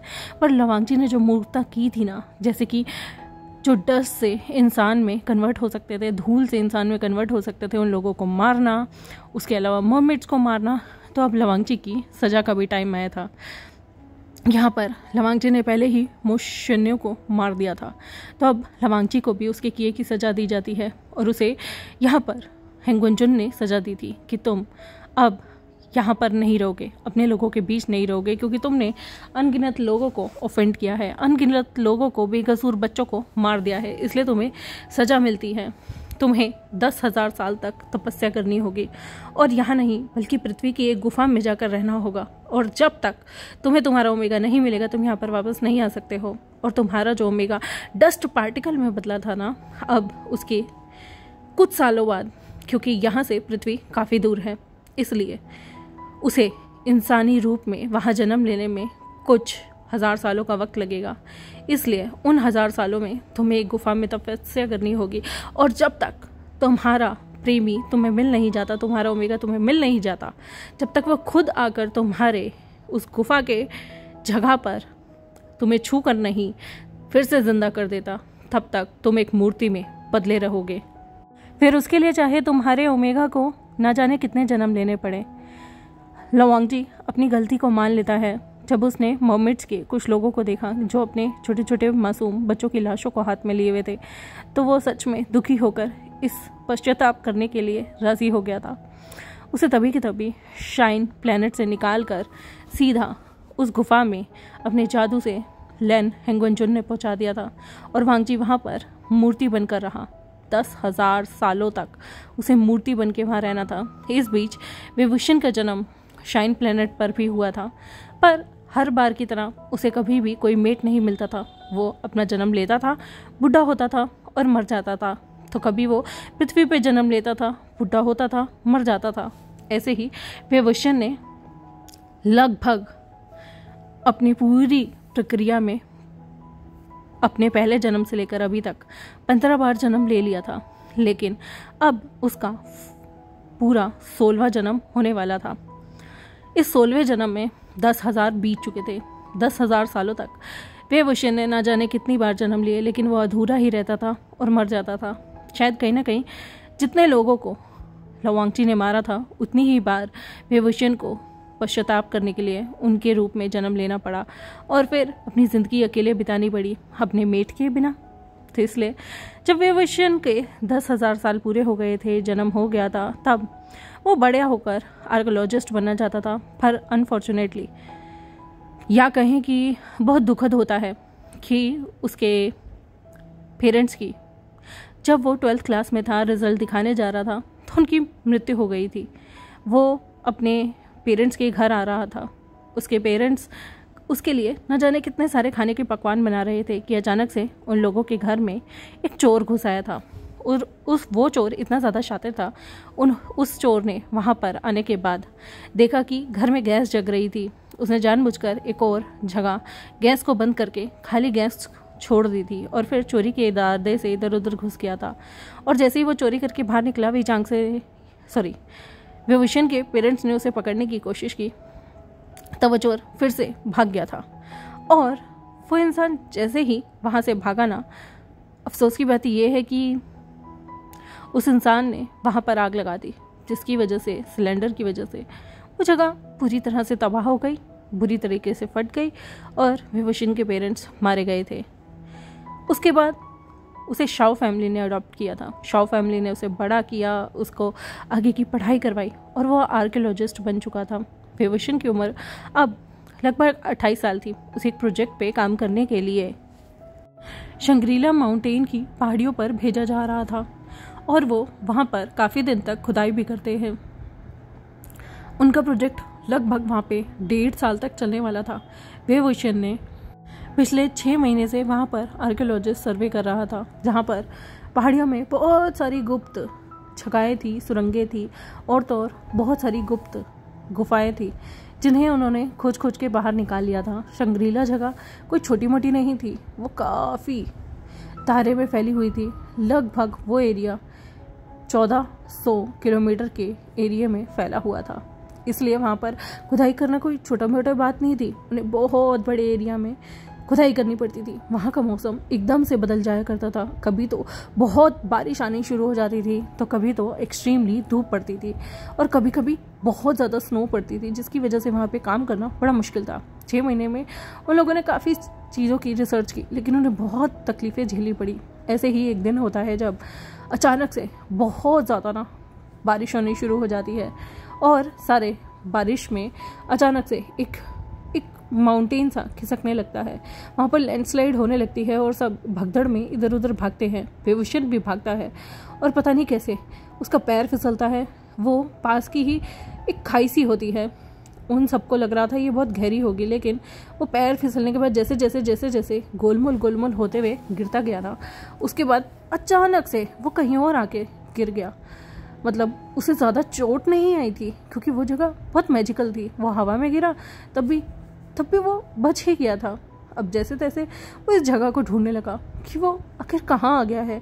अभी तक उसने लैंडस्लाइड होने से पहले इस जगह को तो कभी नहीं देखा था। वो काफ़ी बार यहाँ पर आ रहा था, खुदाई भी करते थे, पर ये जगह तो उसने कभी नोटिस नहीं की। नीचे से ऊपर आते हुए न जाने वो अनगिनत बार इस पहाड़ी पे चढ़ा होगा, पर ये जगह कुछ अलग ही थी। वो अब आगे बढ़ने लगा। यह सारी जगह बहुत ज़्यादा अंधेरा था कि अचानक से वह सारी जगह जुगनू आ गए, जहाँ पर झिलमिलाती हुई रोशनी में उसे अजीब सा एहसास होने लगा। उसने आवाज़ें लगाई पर कोई रिस्पॉन्ड नहीं आया। फिर वह आगे चलते चलते चलते एक पत्थर की मूर्ति को देखने लगा, जिसके आसपास बहुत सारे जुगनू थे, जो दिखने में बहुत खूबसूरत लग रही थी और मेडिटेशन की पोज में बैठी हुई थी। ऐसा लग रहा था जैसे सचमुच का इंसान तराश कर यहाँ पर रख दिया हो।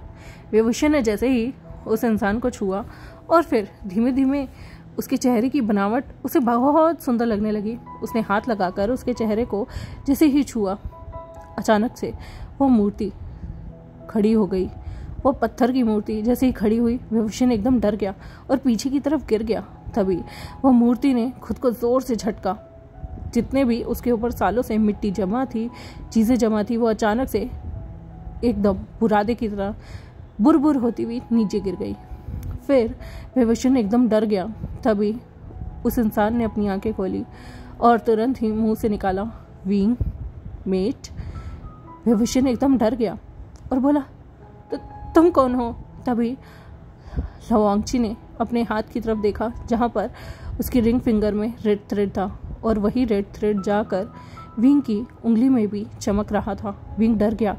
उसने कहा, तो तुम कौन हो? तुम मेरे मेट? नहीं, यहाँ कोई ज़रूर शैतानी ताकत होगी। तभी ये लंबे बालों वाला सफ़ेद कपड़े पहनने वाला इंसान उसके पीछे जैसे ही चल रहा था, विभूषण कभी डर के मारे इधर भागता, कभी उधर भागता और कहता, आखिर यहाँ दरवाज़ा कहाँ है? लेकिन उसे कहीं भी दरवाज़ा नहीं मिलता। तभी लवांगची उसके पीछे आया और कहा कि तुम मुझसे दूर कैसे भाग सकते हो? तुम मुझसे बात नहीं करोगे? हम 10,000 साल बाद मिले हैं। विभूषण इतना ज़्यादा घबरा गया था ना कि वो अपने फ़ोन निकाल के अपने दोस्तों को भी बताना चाहता था, पर यहाँ सिग्नल ही नहीं आ रहे थे। विभूषण ने सोचा जैसे कोई भूतिया आत्मा उसके पीछे पड़ गई है और झूठ बोल रही है कि तुम तो मेरे प्राणनाथ हो ना। बिल्कुल ऐसे ही उसे ऐसा लग रहा था, इसलिए वो डर मर बहुत ज़्यादा इधर उधर भागता है, हाफता रहता है, और लवांगची को भूत समझ के बार बार इधर उधर भाग रहा था। पर लवांगची उसका पीछा 1 मिनट भी नहीं छोड़ रहा था।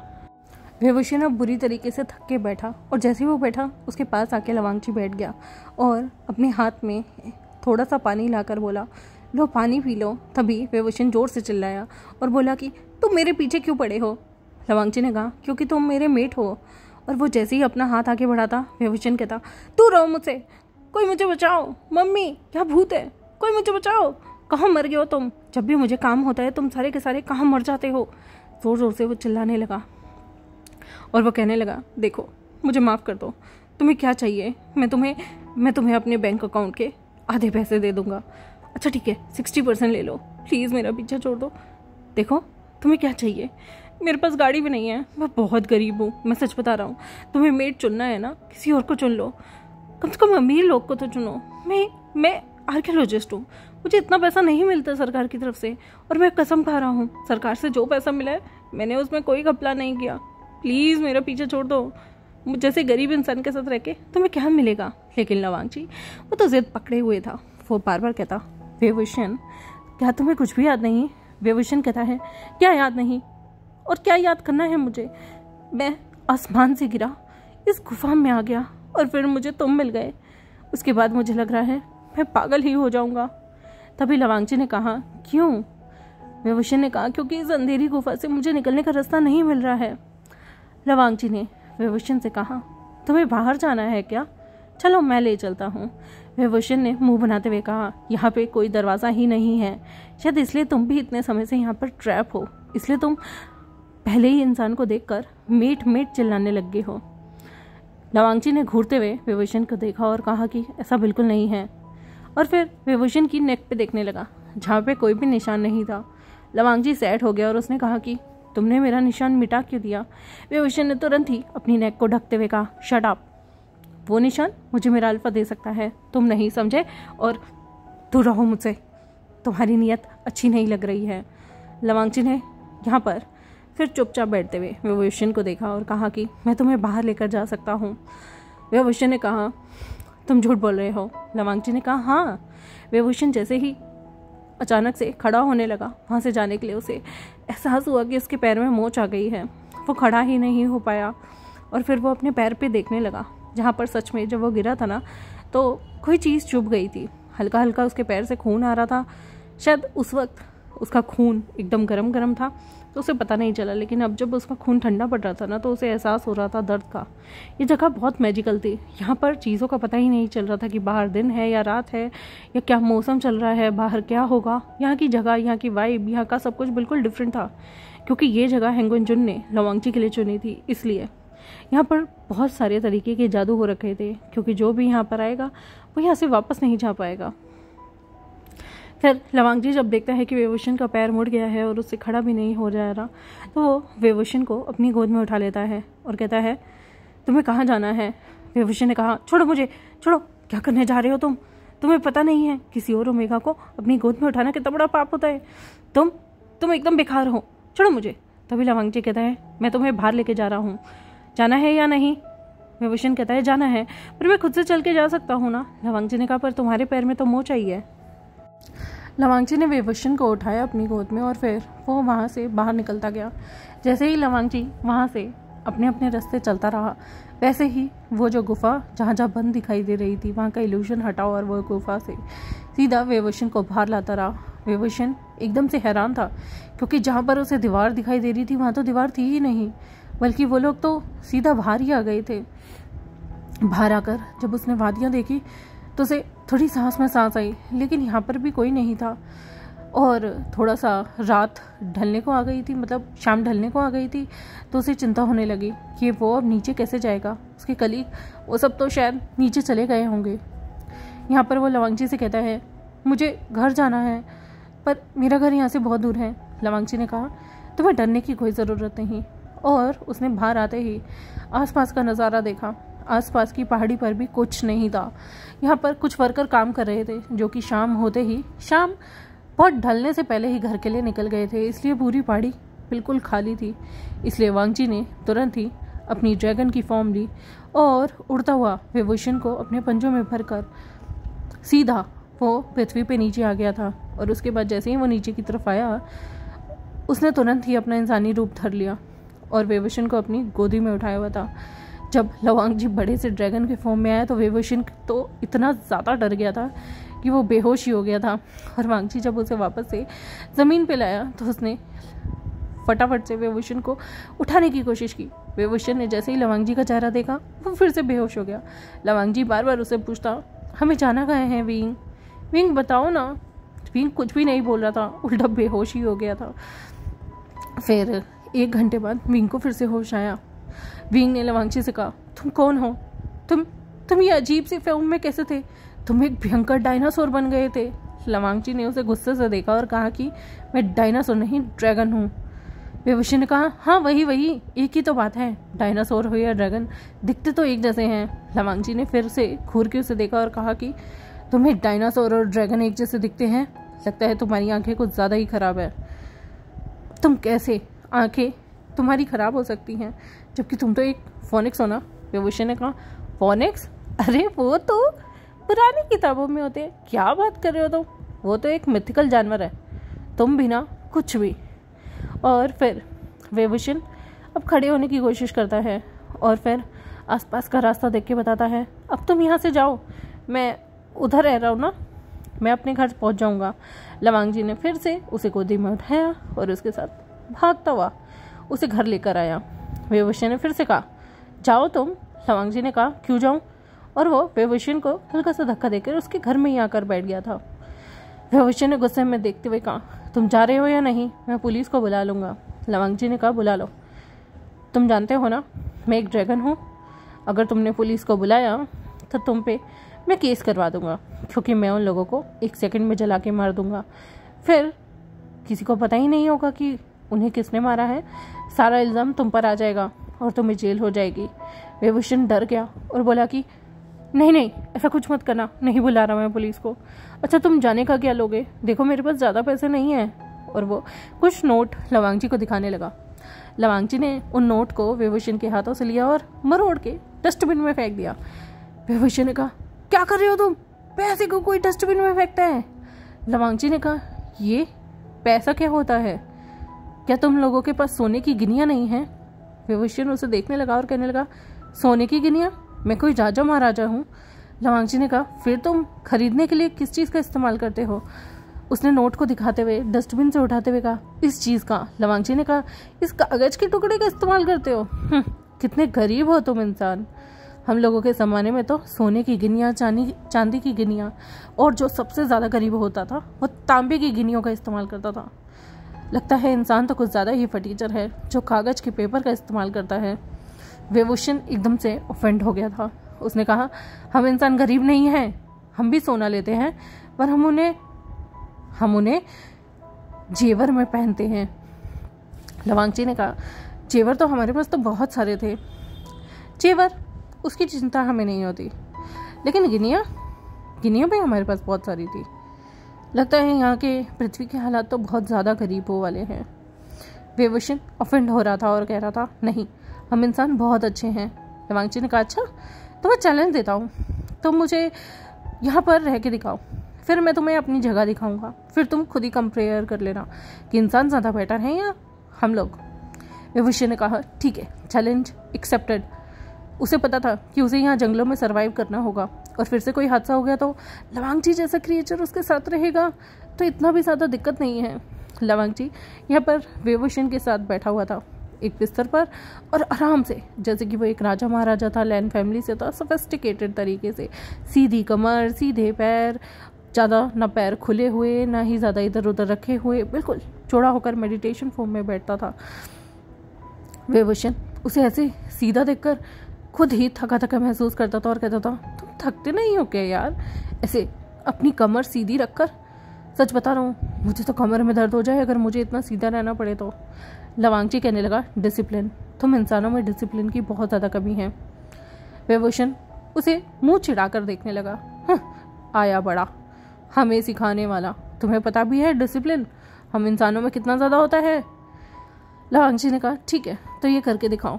लवांग जी फिर अपने जो उसने कल्टीवेशन की थी उसके दम पर सिर्फ एक उंगली का इस्तेमाल करके उल्टा खड़ा हो गया था। वेवुशन उसका तो पूरा का मुंह खुला रह गया था। वेवुशन ने कहा, ये तुम चीटिंग कर रहे हो, देखो ये चीटिंग है, एक उंगली पे कोई कैसे खड़ा हो सकता है? तुम्हें पता है मैं एक इंसान हूँ और यहाँ पर गुरुत्वाकर्षण है, यानी कि ग्रेविटी, मैं गिर जाऊँगा? बिल्कुल भी नहीं। लवांग जी ने कहा, इंसान फट्टू होते हैं। वेवुशन ने कहा, बिल्कुल भी नहीं, मैं तुम्हें अभी हेड स्टैंड करके दिखाता हूँ। और फिर वो अपने हाथों के दम पर हेड स्टैंड करने लगा। लवांग जी ने कहा, इसमें क्या है, मैं भी यूँ करके सीधा पुशअप भी कर सकता हूँ। और लवांग जी ऐसे करते हुए अपनी 2 उंगलियों पर, सिर्फ 2 उंगलियों का इस्तेमाल करके दोनों हाथ की खड़ा हुआ और पुशअप करने लगा उल्टे खड़े होके। और यहाँ पर वेवुशन हक्का बक्का रह गया। उसने कहा, ठीक है, मैं हार गया तुमसे। और वो चिड़चिड़ाते हुए मुंह बना के बैठ गया। लवांग जी ने कहा कि खाना कहाँ बनाना है? वेवुशन ने उसे किचन दिखाई। लवांग जी ने कहा, ये क्या है? वेवुशन ने कहा, किचन है। ओह, तुम्हारे वहाँ पे मुझे लगता इलेक्ट्रॉनिक अप्लायंस होंगे, तुम लोग तो चूल्हे पे खाना बनाने वाले होगे ना। रुको मैं तुम्हें बताता हूँ। वो पहले तो ओवन में कुछ नूडल्स बनाने लगा, फिर उसने कुछ सॉसेजेस को यहाँ पर एयर फ्रायर में बनाने लगा, और तो और फिर वो एक चाय भी बनाने लगा गैस पे। लवांग जी सब चीज़ों को देख रहा था। लवांग जी एक बहुत ही ज़्यादा कल्टीवेशन करने वाला इंसान था, इसलिए वो बहुत तेज़ी से सब चीज़ों को सीख रहा था। फिर विभूषण जब चीज़ों को संभाल रहा था, लवांग जी ने सब चीज़ों को बहुत ध्यान से ऑब्जर्व किया। विभूषण ने पहले चाय निकाली, फिर उसके बाद सॉसेजेस निकाले, और अब वो ओवन में से सामान निकाला था। तब लवांग जी ने कहा, ये बहुत ज़्यादा गर्म होगा, रुको मैं निकालता हूँ। लवांग जी ने अपने हाथ से ही उस गरम ट्रे को निकाल दिया। विभूषण इतना हैरान था, कोई इंसान इतने गर्म चीज़ को कैसे हाथ लगा सकता है। उसने तभी लवांग जी से कहा, तुम्हारे हाथ जल जाएंगे। उसने जैसे ही लवांग जी के हाथ देखे तो लवांग जी के हाथ बिल्कुल नॉर्मल थे, हल्के फुल्के लाल हुए थे, लेकिन एकदम से ठीक हो रहे थे। विभूषण ने कहा, ये कैसे हो रहा है। लवांग जी ने कहा, तुम भूल गए मैं एक ड्रैगन हूँ। उसने कहा, हाँ, डायनासोर मुँह से आग भी निकालते थे। लवांग जी ने कहा, डायनासोर नहीं, ड्रैगन हूँ मैं। और हाँ, हम ड्रैगन मुँह से आग निकाल सकते हैं। हाँ, हमें सिर्फ वो आग जला सकती है जो हमारे ही क्रिएचर की हो, जैसे कि एक ड्रैगन की आग, या फिर कोई बहुत बड़ा वोल्केनो फट जाए वो वाली आग। बाकी की आगों से मुझे, ये छोटी मोटी चीज़ों से मुझे इतना गर्म नहीं महसूस होता, इतना डर नहीं लगता। विभूषण अब जलने लगा। इस आदमी के पास तो कितनी सारी पावर है, और इंसान होने की वजह से उसके पास बिल्कुल भी नहीं। फिर वो पास में ही बैठा और लवांग जी को घूर घूर के देख रहा था। लवांग जी ने कहा, क्या हुआ। विभूषण ने कहा, कुछ नहीं हुआ, मुझे ना कुछ देखना है। और उसने टीवी ऑन किया। टीवी पे ना एक रोमांटिक सी मूवी आ रही थी, जहाँ पर एक अल्फा मेल और एक ओमेगा फीमेल एक दूसरे को किस कर रहे थे, और तो उसने बहुत सेडक्टिव कपड़े पहने हुए थे। विभूषण उस चीज़ को आराम से बैठकर एंजॉय करता हुआ देख रहा था, लेकिन लवांग जी, उसे तो शर्म आ रही थी। उसने तुरंत ही टीवी पर जोरदार मुक्का मारा और टीवी तोड़ दिया। विभूषण ने कहा, क्या हुआ, मेरा टीवी, तुमने मेरा टीवी कैसे तोड़ा। तुम्हें पता है हमें यहाँ पर गवर्नमेंट ने भेजा था, ये गवर्नमेंट की प्रॉपर्टी था, तुम्हारी हिम्मत कैसे हुई इसे तोड़ने की। लवांग जी ने कहा, ये क्या अश्लीलता तुम देख रहे हो, तुम्हें शर्म नहीं आती। अगर तुम ये सब चीज़ें मेरे प्लेनेट पे देख रहे होते ना, तो सच में तुम्हें कितनी कड़ी पनिशमेंट मिलती, तुम सोच भी नहीं सकते। मैं तुम्हारी कंप्लेंट सरकार को नहीं करूँगा कि तुम ऐसी चीज़ें देख रहे थे। लवांग जी ने कहा, और विभूषण ने तभी गुस्से में कहा, हमारी सरकार को प्रॉब्लम नहीं होती, और किसिंग सीन ये तो नॉर्मल है, हमारे यहाँ टीवी पे दिखा दिया जाता है।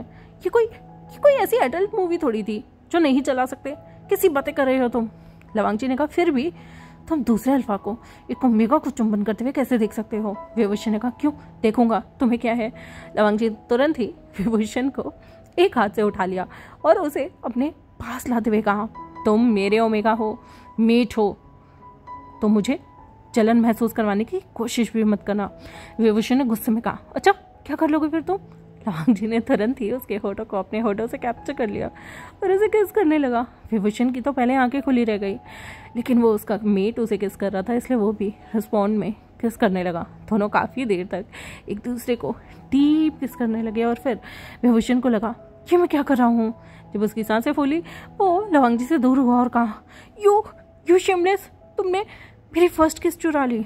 लवांग जी ने कहा, ये कोई फर्स्ट किस नहीं है, तुमने पहले भी मुझे किस की थी, तुम्हारे बहुत पहले वाले जन्म में, जब तुम फोनिक्स हुआ करते थे। विभूषण ने कहा, मैं कोई फोनिक्स नहीं हूँ।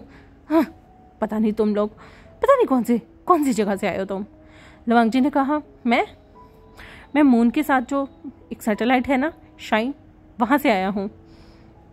विभूषण ने कहा, शाइन, ये कौन सी जगह है। शाइन तो मैंने कभी नाम सुना ही नहीं। लवांग जी ने कहा, मून के साथ ही तो घूमता है हमारा प्लेनेट। विभूषण एकदम सोचने लगा, शाइन, ऐसा तो उसने कभी किसी प्लेनेट सैटेलाइट के बारे में सुना ही नहीं था। उसने कहा, नहीं, हमारी धरती के पार तो सिर्फ एक ही है, वो है मून घूमता है। हाँ, याद आया, पहले एक सैटेलाइट हुआ करती थी जिसका नाम था, क्या बताया तुमने, शाइन, पर उसे ना हमारे यहाँ पे कुछ और कहा जाता था।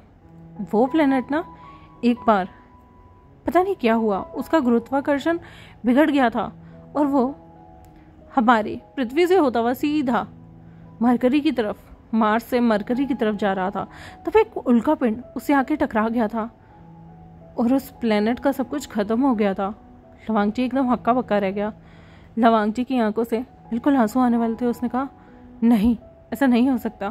विभूषण ने कहा, हाँ, मैंने पढ़ा था, वहाँ पर ना कुछ अजीबोगरीब क्रिएचर भी रहते थे और वो सब लोग ख़त्म हो गए थे।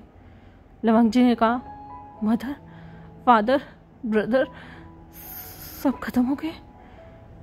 यहाँ पर वेवशी ने कहा, क्या वो तुम्हारा प्लेनेट था? लवंग जी एकदम से उसकी सांसें ही रुक गई थी। उसने कहा कि वो मेरा प्लेनेट था, वो मेरा घर था, वहाँ मेरी फैमिली रहती थी। क्या कोई भी नहीं बचा? क्या कोई पृथ्वी पर आया था? वेवशी ने कहा, पृथ्वी पर तो कोई भी नहीं आया। कहते हैं कि अचानक से, पता नहीं उस सैटेलाइट को क्या हुआ था, शाइन नाम की, वो अचानक से एक दिन बैलेंस खोकर मरकरी की तरफ धीमी धीमी गति से बढ़ रही थी। और तब जुपिटर से एक बहुत बड़ा एस्टेरॉयड निकलकर उसकी तरफ आने लगा।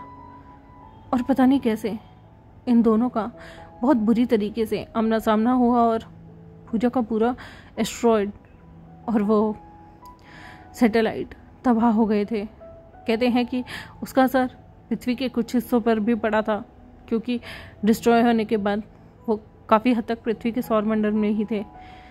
उसका बहुत गहरा असर पृथ्वी पर पड़ा था। हर जगह पानी में भूचाल आने लगा था।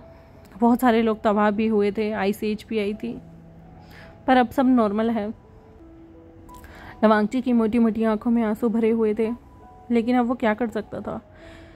वो काफ़ी देर तक सैड होकर बैठा रहता है, कुछ खाता ही नहीं। विवश ने उसे खाने के लिए बहुत कुछ दिया। उसने कहा कि नहीं, मैं आज अपने परिवार वालों के लिए थोड़ी देर के लिए मौन करना चाहता हूँ, शोक मनाना चाहता हूँ। लवांगची अगली सुबह तक घुटनों के बल बैठा रहा था। उसके चेहरे पे हंसी भी नहीं थी। विभूषण को ये देखकर बहुत ज़्यादा बुरा लगता है। उसने लवांगची के कंधे पे हाथ रखा और कहा कि देखो, ये सब बातें बीते हुए बहुत साल बीत गए। बहुत साल पहले ही वो लोग मारे जा चुके हैं। लगभग 8000 साल पहले ही उन लोगों के साथ ये चीज़ें हो गई थी। कहते हैं कि तब उनका जो जगह थी ना, उसमें बहुत ज़्यादा हलचल होने लगी थी। बहुत सारे क्रिएचर मर गए थे और बाकी सबका क्या हुआ ये मुझे भी नहीं पता। क्या पता पृथ्वी पे कुछ लोग रहते भी हों, लेकिन तुम जानते हो ना, अगर दूसरे क्रिएचर यहाँ रहेंगे तो इंसानों को प्रॉब्लम हो सकती है। तो शायद वो लोग भेस बदल के रहते हों, शायद वो अपने ओरिजिनल फॉर्म में कभी ना आए। क्या पता तुम्हें किसी से मिलने का मौका मिल जाए। लवांगची उदास था, लेकिन उसे एक उम्मीद मिलती है कि शायद हो सकता है उनके लोगों ने इंसानी कल्चर की तरह चीज़ों को अडेप्ट कर लिया हो, अब वो ज़्यादातर इंसानी रूप में रहते हों। उसने विभूषण की बातों से थोड़ा हौसला पाया। जैसे ही अगले दिन सुबह हुई ना, विभूषण के घर के बाहर उसका दोस्त उसे लेने के लिए आया, जिसका नाम शुएंग था। शुएंग ने आवाज़ लगाई, वो यहाँ पर। काफ़ी सारे लोग गाड़ी में बैठ के जाने वाले थे। विभूषण ने यहाँ पर देखा कि शुएंग उसे लेने आया है, बाकी के उसके कलीग भी साथ हैं। तभी वहाँ पर लवांगची भी आया। लवांगची वही अपने पुराने अजीबोगरीब रोब्स में, लंबे लंबे बालों में। तभी उसे देखकर शुएंग बोला, ये तुम्हारे साथ कौन बंदा है? क्या तुमने ट्राइबल का कोई बंदा पकड़ा है? विभूषण एकदम से हक्का बक्का रहा। फिर उसने कहा, नहीं, ये ना मेरा एक फ्रेंड है, ये ना थोड़ा कल्टीवेशन वगैरह करता है, तो इसलिए जंगलों में घूमता फिरता रहता है, इसलिए इसी वेशभूषा में घूमता है। तभी शुएंग जोर जोर से हंसकर बोला, ये तो ऐसा लग रहा है जैसे किसी नाटक में पार्ट लेने वाला हो, कोई ड्रामा का रोल कर रहा हो। चलो विभूषण, हमें लेट हो रहा है, चलो साथ चलते हैं। विभूषण ने लवांगची की तरफ देखा, मुस्कुराया और कहा कि मैं तुमसे शाम को मिलता हूँ। हाँ, और बाय करके सीधा शुएंग की गाड़ी में बैठा और वो सारे के सारे यहाँ से निकल गए। लवांगची को बहुत जलन महसूस हो रही थी। लवांगची घूर घूर कर उनकी गाड़ी को ही देख रहा था, पर लवांगची ने हर किसी स्मिक की, क्योंकि वो एक ड्रैगन है। जैसे ही उनकी गाड़ी जहाँ तक जाएगी, वो भी ड्रैगन की तरह अपने पंख से उड़कर 2 मिनट में पहुँच जाएगा। इसलिए इससे पहले कि विभूषण और अपनी जगह पर पहुँचते, उसने देखा कि कहीं से कोई बड़ा सा क्रिएचर उड़ के आया है और उन्हें पता भी नहीं चला। पलक झपकते ही जब वो अपनी गाड़ी से अपनी कंस्ट्रक्शन साइट पे पहुँचे, अपनी जहाँ पर उन्हें खुदाई करनी थी, वहाँ पर देखा कि लवांगची पहले से ही पहुँच चुका था। विभूषण तो जानता है लवांगची शेप शिफ्टर है, लेकिन बाकी के लोग हैरान हो गए थे। उन्होंने पूछा लवांगची से, तुम यहाँ कैसे आए? लवांगची ने मजाक करते हुए कहा कि मेरे पास बहुत सारा जादू है, मैं कहीं भी आ सकता हूँ। ये बोलते ही वो आसपास घूमने लगा। तभी उसे देखकर शुयिंग ने कहा, प्रो तुम्हारे बाल बहुत अच्छे हैं, लेकिन तुम्हें नहीं लगता कि तुम्हें अपने बाल कटवा लेने चाहिए? लवांगची ने कहा, कैसी बात कर रहे हो तुम? तुम्हें पता है मेरे खानदान में जब भी कोई अपने बाल कटवाता है तो उसका मतलब है कि उस इंसान ने अपनी वीरता को खो दिया है। शुयिंग ने कहा, क्या बकवास कर रहे हो तुम? ये कौन सोचता है? तुम्हें पता है आजकल छोटे बाल ट्रेंड में हैं और सभी ओमेगास को उन लड़कों के बाल बहुत सेक्सी लगते हैं जिनके बाल मेरी तरह कटे हों या फिर शोल्डर तक हों। तभी लवांगची ने वेवोशन की तरफ देखते हुए कहा कि क्या तुमको बड़े बाल पसंद नहीं? वेवोशन ने कहा कि तुम ड्रामा वाले ज़्यादा लग रहे हो। मुझे लगता है कि तुम्हें अर्थ के अकॉर्डिंग ही रहना चाहिए। और उसने धीरे से कहा कि अर्थ के जो अल्फा होते हैं वो तुम्हारी तरह इतने बड़े बाल नहीं रखते। इतने बड़े बाल केवल अर्थ में ओमेगा लेडीज़ रखती हैं। ये सुनते ही लवांगची तो ऑफेंड हो गया था, इसलिए वो उन लोगों को आगे जाने देता है और खुद फिर से उड़कर नीचे आ गया। फिर अब वो बाल कटवाने की शॉप को ढूंढने लगा। उसे एक जगह मिली भी। तभी उसने जाकर उस बंदे से कहा कि मेरे बाल काट दो। वो बंदा लवांगची को देखता है और कहता है, आपके इतने बड़े बाल? लवांगची ने बालों में ग्वान लगाया हुआ था, हेड एसेसरीज लगाई हुई थी, अजीब सा रिबन पहना हुआ था। वो इंसान कहता है, आपके बाल कुछ ज़्यादा ही मैसी हैं, आपके बालों की कटिंग करने में बहुत सारे पैसे लगेंगे। लवांगची को याद आया कि उसके पास पैसे नहीं हैं और ये इंसान ये तो उस कागज़ के टुकड़े को ही अजीब समझते हैं। लवांगची ने अपना चैंचुआ पाउच निकाला और कहा कि अगर मैं तुम्हें ये दूँ तो? लवांगची ने छोटा सा चांदी निकाली, क्योंकि वो समझ चुका था कि यहाँ के लोग तो सिर्फ पेपर को ही पैसा समझते हैं। तो उसने छोटी सी चांदी की एक छोटी सी बॉल निकाल कर दी, और वो बॉल इतनी छोटी थी जैसे एक कंठी होती है। उसने जैसे ही उस इंसान को कहा ये असली चांदी है, वो इंसान तो बोला, बाल काटने के इतने सारे पैसे एक चांदी के रूप में? तभी लवांगची ने कहा, प्योर चांदी है ये, पता करके देख लो। उस इंसान ने गल्प किया और कहा कि बैठो मैं तुम्हें एक सबसे बढ़िया हेयर कट दूंगा। लवांगची ने जो चांदी की कंठी सी दी थी, मतलब जो उसने वो दिया था गोल गोल सा मोती टाइप्स, वो काफ़ी ज़्यादा हैवी था, जिसके काफ़ी ज़्यादा पैसे इस इंसान को मिल सकते थे। इसलिए वो भी शांति से लवांगची की उस कंठी को लेता है और तुरंत ही लवांगची के बाल काटने लग गया था। उसने लवांगची के बाल इतनी खूबसूरती से काटे थे कि लवांगची बहुत खूबसूरत लग रहा था।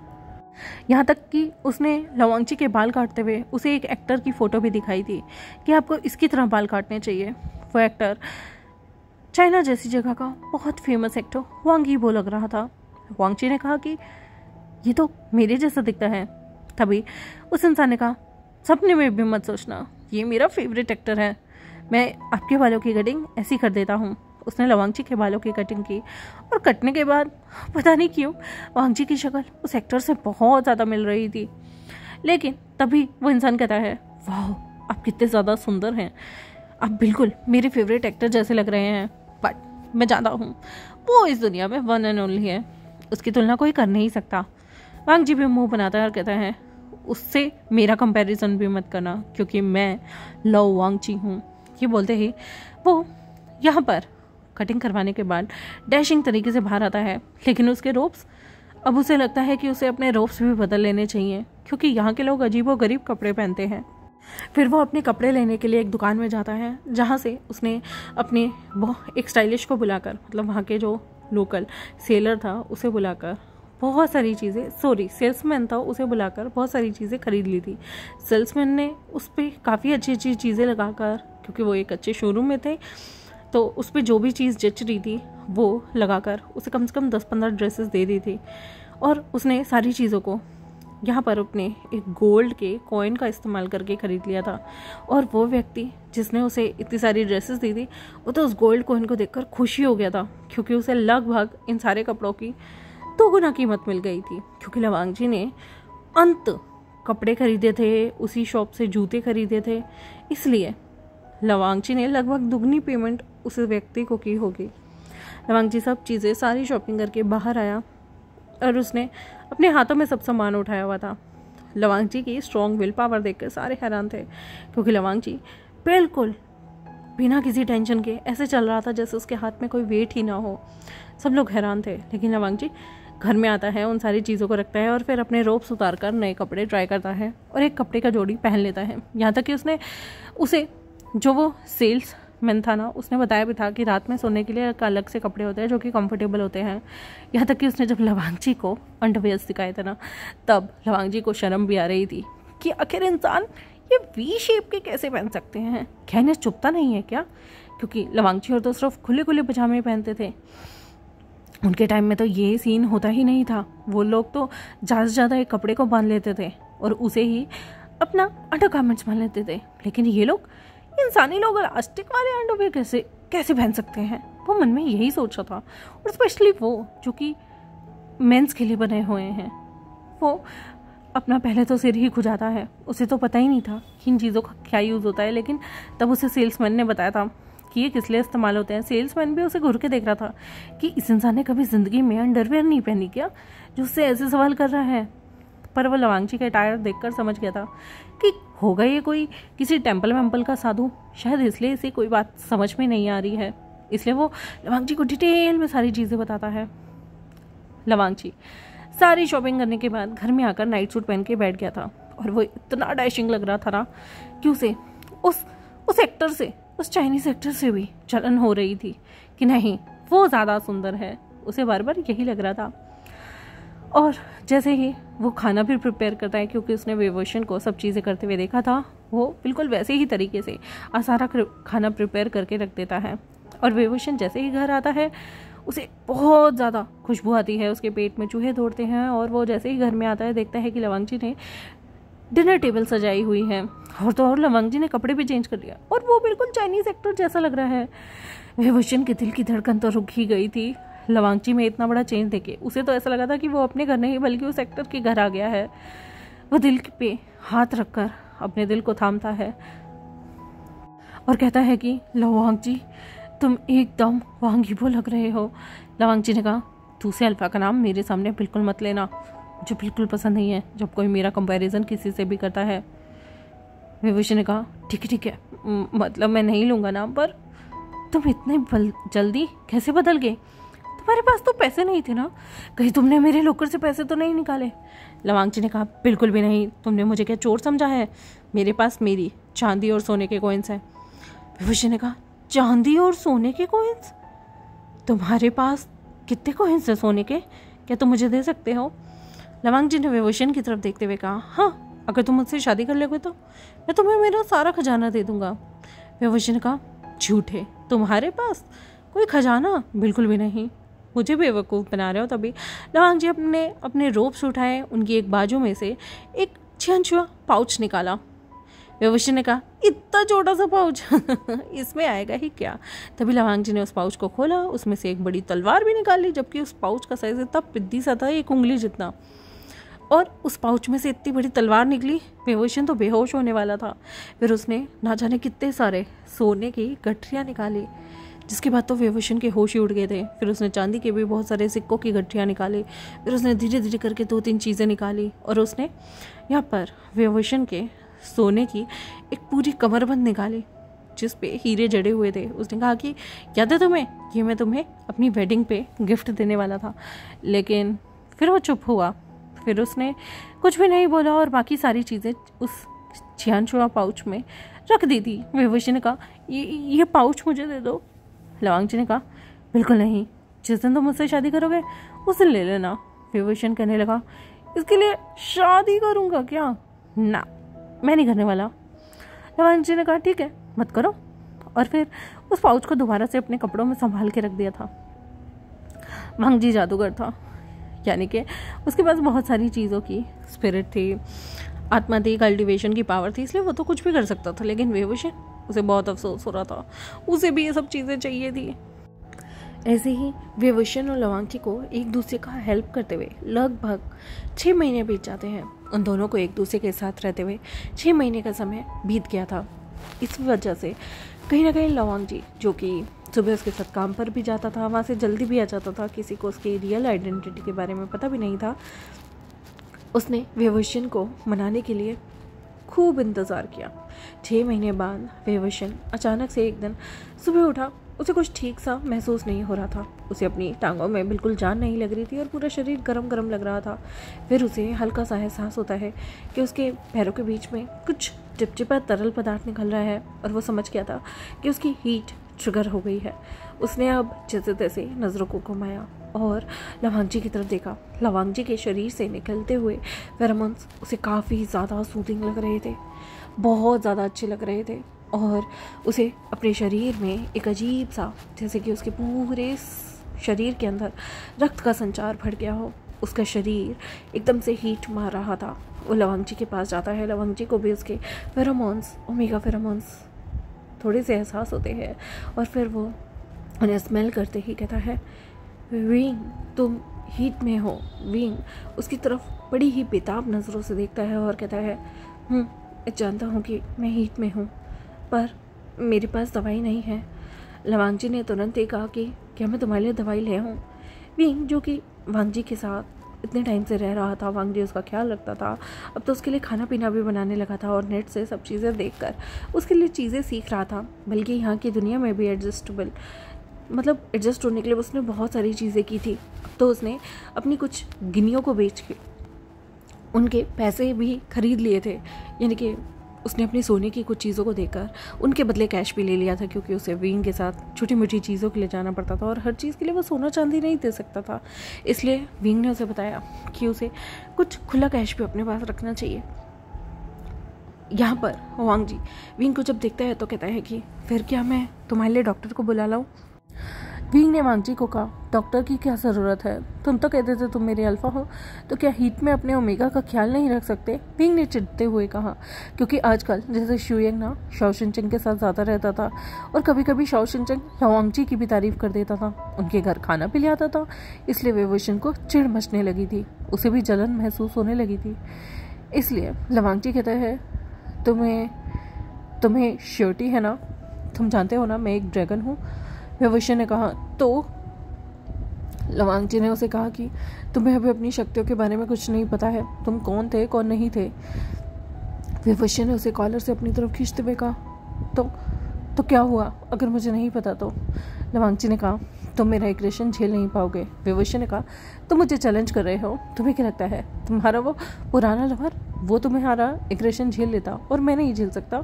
उसने तुरंत ही लवांग जी को कमरे में खींच कर ले गया और कमरा बंद करते हुए लवांग जी के ही हाथों को पिन कर दिया और बोला, तुम्हें क्या लगता है मैं बाकियों की तरह कमज़ोर हूँ, मैं तुम्हें प्यार नहीं कर सकता, क्या तुम्हें लग रहा है कि एक ओमेगा होने के नाते मैं तुम्हें डोमिनेट नहीं कर सकता।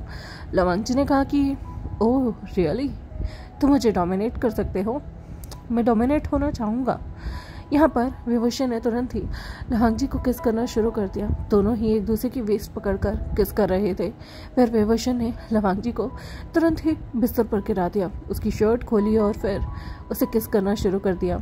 लवांग जी जानता है कि कुछ भी हो जाए, अल्फ़ा तो अल्फ़ा होता है, जो कि टॉप होता है, तो इन द एंड वही टॉप करेगा। इसलिए वो वेवशन को फिलहाल के लिए खुद को सिड्यूस करने दे रहा था। वेवशन भी उसकी चेस्ट को किस करता है, हल्के से सक करता है और अपने अल्फ़ा को ट्रिगर करता है कि वो उसके साथ वाइल्ड रोमांस करे। अल्फ़ा सब इशारे समझ रहा था, बिल्कुल अनजान बनने की कोशिश करते हुए, और वेवशन को ये चीज़ बहुत अनोइंग लग रही थी। इसलिए उसने लवांग जी की शर्ट के सारे बटन खोल दिए, उसके चेस्ट को किस करते हुए धीमे धीमे उसके बॉक्सर्स तक आ गया था। फिर उसने उसके बॉक्सर्स को भी निकाल कर अब उसे धीमे धीमे करके छोटा छोटा उसकी थाइस पे किस करते हुए उसे प्लेजर देना शुरू किया। वांग जी को बहुत ज़्यादा अच्छा लग रहा था जब वेवशन उसे बॉटम वाली जगह पर बहुत अच्छे तरीके से प्लेजर दे रहा था। वेवशन की निगाहें उसकी तरफ ही थी, उसके एक्सप्रेशन की तरफ, और लवांग जी गहरी गहरी सांस ले रहा था। उसे ये चीज़ बहुत अच्छी लग रही थी। अब लवांग जी तो प्रिपेयर हो गया था, उसने तुरंत ही वेवशन को अब फ्लिप कर दिया। उसने वेवशन को अब बिस्तर पर लेटाया, उसकी टी शर्ट निकाल दी और फिर उसे किस करने लगा। फिर उसने वेवशन की नेक के पास आकर ज़ोर से अपने फैंग निकाले, दांत कढ़ाए और उसकी नेक को उसी वक्त अपने अल्फ़ा दांतों से मार्क कर दिया और फिर धीमे धीमे उसने विभूषण के चेस्ट से हल्के हल्के निपल को किस करते हुए नीचे आया। निपल के बटन को किस करते हुए उसने विभूषण के भी ट्राउजर्स को निकाल दिया था और फिर उसके लोअर पार्ट को भी धीमे धीमे करके चुंबन करते हुए उसने प्रिपेयर करना शुरू किया और फिर दोनों के बीच में घमासान तरीके से रोमांस होने लगा। लवांगची की कठोरता धीरे धीरे करके विभूषण के शरीर में एंटर होने लगी। दोनों को आभास होने लगा कि दोनों के बीच में कितना ज़्यादा इंटेंस रोमांस हो रहा है। दोनों के बीच की सिलेक्शन बहुत ज़्यादा हाई थी और दोनों ने अपनी गतिविधियों को शुरू कर दिया था, जिसकी वजह से विंग की मुआन पूरे कमरे में गूंज रही थी। और लवांगची ने भी जब विंग ने अपनी अपॉर्चुनिटी लूज़ की तो वांगची ने उसके लिप्स को कैप्चर किया।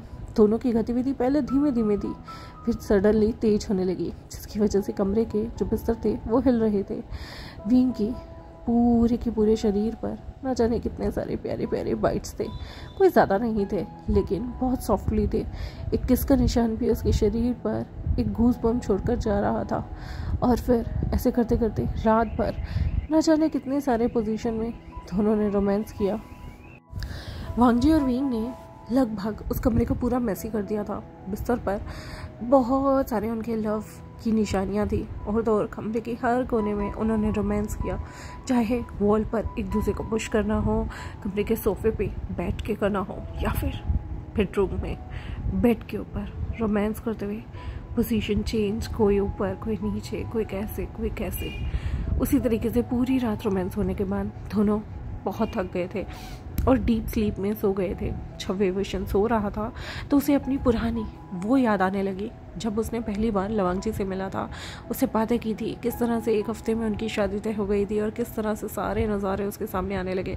उसे अपनी बीती यादें याद आने लगी। उसे पास्ट में उसके अलावा भी उसने जितने बर्थ लिए थे, यानी कि 15 बर्थ, वो भी उसे याद आने लगे। और अब 16 में जाकर वो लवांगची से मिला है पूरे 10,000 साल बाद। जब विभूषण की सुबह नींद खुली तो उसे सब कुछ याद आ गया था अपनी पास्ट लाइफ का, जिसकी वजह से उसे अपनी शक्तियाँ भी वापस मिल गई थी, क्योंकि उसे अपनी सारी चीज़ें याद आ गई थी। वो लवांगची की बाहों में हक करके सोया हुआ था और जब वो आंखें खोलता है वो लवांगची को प्यार से निहारने लगता है और फिर सोए हुए लवांगची की गर्दन पर बाइट करके उसे अपना ओमेगा मार्क दे देता है। लवांगची जब नींद से जगता है ना, वो कहता है, क्या कर रहे हो तुम लिटिल बनी, तुम क्यों मस्ती कर रहे हो? विभूषण ने कहा, मुझे सब कुछ याद आ गया, हमारा पास्ट, उसके बाद मैंने कितने सारे जन्म लिए पर मुझे मेरा मेट नहीं मिला और अब जाकर तुम मुझे मिले हो। लवांगची ने उसके बालों को सहलाते हुए कहा और फिर से दोनों अपनी सुबह की एक्टिविटी करने लग गए थे। वांगजी ने उसकी दोनों टांगों को अपने कंधे पर ले लिया था। दोनों के बीच गतिविधि शुरू हो गई थी। विभूषण कह रहा था, तुम एक बीस्ट हो, सच में तुम एक बहुत बड़े डायनासोर हो। लवांगजी ने कहा, डायनासोर नहीं, ड्रैगन। तुम भी ना सब कुछ याद आने के बावजूद भी जानबूझकर मुझे टीज कर रहे हो। विभूषण ने कहा, अगर तुम डायनासोर होते क्या तुम इससे भी ज़्यादा वाइल्ड होते? लवांगची ने कहा, बताऊँ अभी तुम्हें मैं। और दोनों रोमांस फिर से करने लग गए थे, जिसके बाद उन दोनों ने शादी कर ली थी। हाँ, जिसमें उसने अपनी सारी जो आर्कियोलॉजिस्ट टीम थी उन्हें भी बुलाया था। लवांगची और विंग पहले तो यहाँ रह रहे थे, फिर उसके बाद उन्होंने बच्चों को जन्म दिया था। उनके ट्विंस बच्चे हुए थे। विभूषण ने लवांगची के साथ जब अपने शादी के 2 साल पूरे कर लिए थे, उसके बाद लवांगची का सारा कर्ज जो कि पहले उसे मिला हुआ था वो टूट गया था। अब विभूषण के पास प्रेगनेंसी के बाद सारी पावर लौट आई थी, वो भी फोनिक्स बन गया था। इसलिए एक दिन उनके सामने हेंगुंजन आते हैं, लैन हेंगुंजन, जो कि इस वक्त स्वर्ग के बहुत प्रतिष्ठित राजा थे, एम्परर थे। उन्होंने लवांगची से कहा कि अब उनका दोबारा से रिकारनेट होने का टाइम आ गया है। इसलिए लवांगची ने जो 10,000 साल तक तपस्या की, इसलिए वो लवांगची को अपनी गद्दी सौंपना चाहते हैं। लवांगची ने कहा कि फिलहाल वो विभूषण के साथ पृथ्वी पर रहना चाहता है, लेकिन अब वो अपनी चीज़ों को डिनाई नहीं कर सकता था। 10,000 सालों तक तपस्या करने का उसे फल मिल रहा था। विभूषण को भी उसकी शक्तियाँ मिल गई थी, इसलिए दोनों के दोनों अपने बच्चों के साथ इस ह्यूमन वर्ल्ड में भी रहते थे और बहुत सारा समय जाकर सीधा स्वर्गवास, मतलब स्वर्गलोक जो कि हेवन था, उसमें भी बिताया करते थे। उनके बच्चे भी मैजिकल थे। विभूषण को उसकी पावर मिल गई थी, इसलिए वो अपने पावरफुल फॉर्म में जो उसकी स्वर्ग था वहाँ पर रहा करता था। दोनों राज्य चलाया करते थे। और जब वो पृथ्वी पर आते थे तो लवांग जी एक म्यूज़िकल टीचर बन चुका था, जो कि लोगों को म्यूज़िक सिखाया करता था। वो लोगों को तरह तरह के वादन बजाने सिखाता था, जैसे कि सितार, ग्यूचिन, वॉलिन, वो ये सारी चीज़ें सिखाया करता था। वो अच्छी खासी ये सब करके जैसे स्कूल में पढ़ाकर या फिर किसी कैंपस में पढ़ाकर काफ़ी अच्छी अर्निंग करने लग गया था। दोनों ही अपनी धरती पर चीज़ों को मैनेज करने लगे थे। फिर जैसे जैसे उन दोनों के बच्चे बड़े हुए, दोनों ने स्वर्ग में वापस जाने का प्लान कर लिया था। उन्होंने अपने बच्चों को जहाँ पर भी रहना चाहे वहाँ पर रहने का ऑप्शन दिया था। और लवांग जी ने जब लैन हेंगुनजुन ने फिर से समाधि ले ली थी, पूरी तरीके से उन्होंने खुद को इनकारनेट करने के लिए तैयार कर लिया था, तब तक लवांग जी को भी पृथ्वी पर रहने के लिए कम से कम 25 सालों का वक्त मिल गया था, जहाँ पर पेवुशन और लवांग जी 25 सालों बाद वापस से हेवन चले गए थे। और हेवन में दोनों बहुत अच्छे से रहते थे। हेवन की एक खास बात ये थी कि वहाँ पर जितने भी व्यक्ति दिखा करते थे ना, उन सब की उम्र सिर्फ 17 साल थी। इसलिए पेवुशन और लवांग जी पहले से और भी ज़्यादा खूबसूरत और जवान हो गए थे। लवांग जी ने अब हेवन में जाने के बाद अपना ओल्ड हुलिया अपना लिया था। वो रोब्स पहनता था जिस पे गोल्ड का काम हुआ था। उसके वही बड़े लंबे बाल हुए करते थे। लेकिन इस बार हेवंस की एक चीज़ थी, हेवंस में सबके बाल सफ़ेद रहा करते थे और पेवुशन के भी हेवंस के सारे बाल सफ़ेद थे। और वो भी अपने 17वें साल की जैसा ही दिखता था। उसका रूप बहुत ब्यूटीफुल था। यहाँ पर हेवन को उनका एम्परर और क्वीन मिल चुके थे। वहाँ पर लवांग जी और लवांग जी के जो बच्चे थे वो भी सेटल डाउन हो गए थे। 25 तक उनके बच्चों ने पढ़ाई कर ली थी और 30 में उन्होंने अपना अपना पार्टनर ढूंढ के सेटल डाउन हो गए थे, क्योंकि तब तक कोर्ट मैरिज का भी सीन आ चुका था। जैसे लवांग जी और पेवुशन ने की थी, उसी तरह के से उनके बच्चों ने भी कोर्ट मैरिज कर ली थी। उन्हें पता था उनके बच्चों को कि उनके माता पिता जिंदा हैं और हेवंस में हैं, लेकिन उनके बच्चों को साधारण जीवन जीना पसंद था, इसलिए वो साधारण तरीके से जिए। और लवांग जी और पेवुशन ने अपनी ना जाने कितनी जो पीढ़ियाँ थी वो एज अ एम्परर हेवन की और एम्प्रेस हेवन की बनकर बिताई। और यहाँ पर ये प्यारी सी कहानी ख़त्म होती है। इस प्यारी सी कहानी को मुझे मेरे एक फ़ैन ने रिकमेंड किया था और अब मैं धीरे धीरे आप सबकी पसंद की कहानियाँ भी लाती रहूँगी। आई होप आप इस कहानी को ढेर सारा प्यार देंगे। मिलते हैं आपसे नेक्स्ट कहानी के लिए। तब तक के लिए बहुत मेरे चैनल को सब्सक्राइब, वीडियोज़ को लाइक। और हाँ गाइस, मैं ना वॉटपैड पे भी कुछ कहानियाँ लिख रही हूँ जिन्हें मैं यूट्यूब पे नहीं लाती हूँ।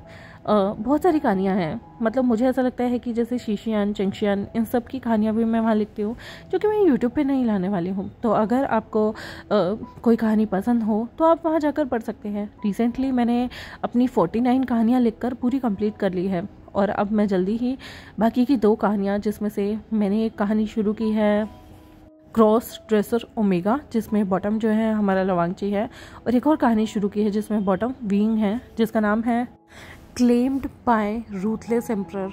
वो कहानी फ्यूचर में आप लोगों के साथ मैं ज़रूर शेयर करूँगी, बट अभी मैं उसे लिख रही हूँ। वो एक लॉन्ग कहानी होगी और उस पर मुझे काफ़ी अच्छा रिस्पांस मिला है। लोगों को वो कहानी काफ़ी ज़्यादा पसंद आ रही है। वो पहले मैंने वालन लिखी थी, जिसे मैंने चेंज कर दिया है वॉन्क्शन में, जिसमें टॉप हमारा लवांग जी है। आई होप जिनको रीडिंग करना पसंद है वो उसे ज़रूर सुनेंगे। तब तक मैं आपसे लेती हूँ अलविदा। मिलते हैं आपसे नेक्स्ट वन शॉट के साथ। तब तक के लिए बाय बाय।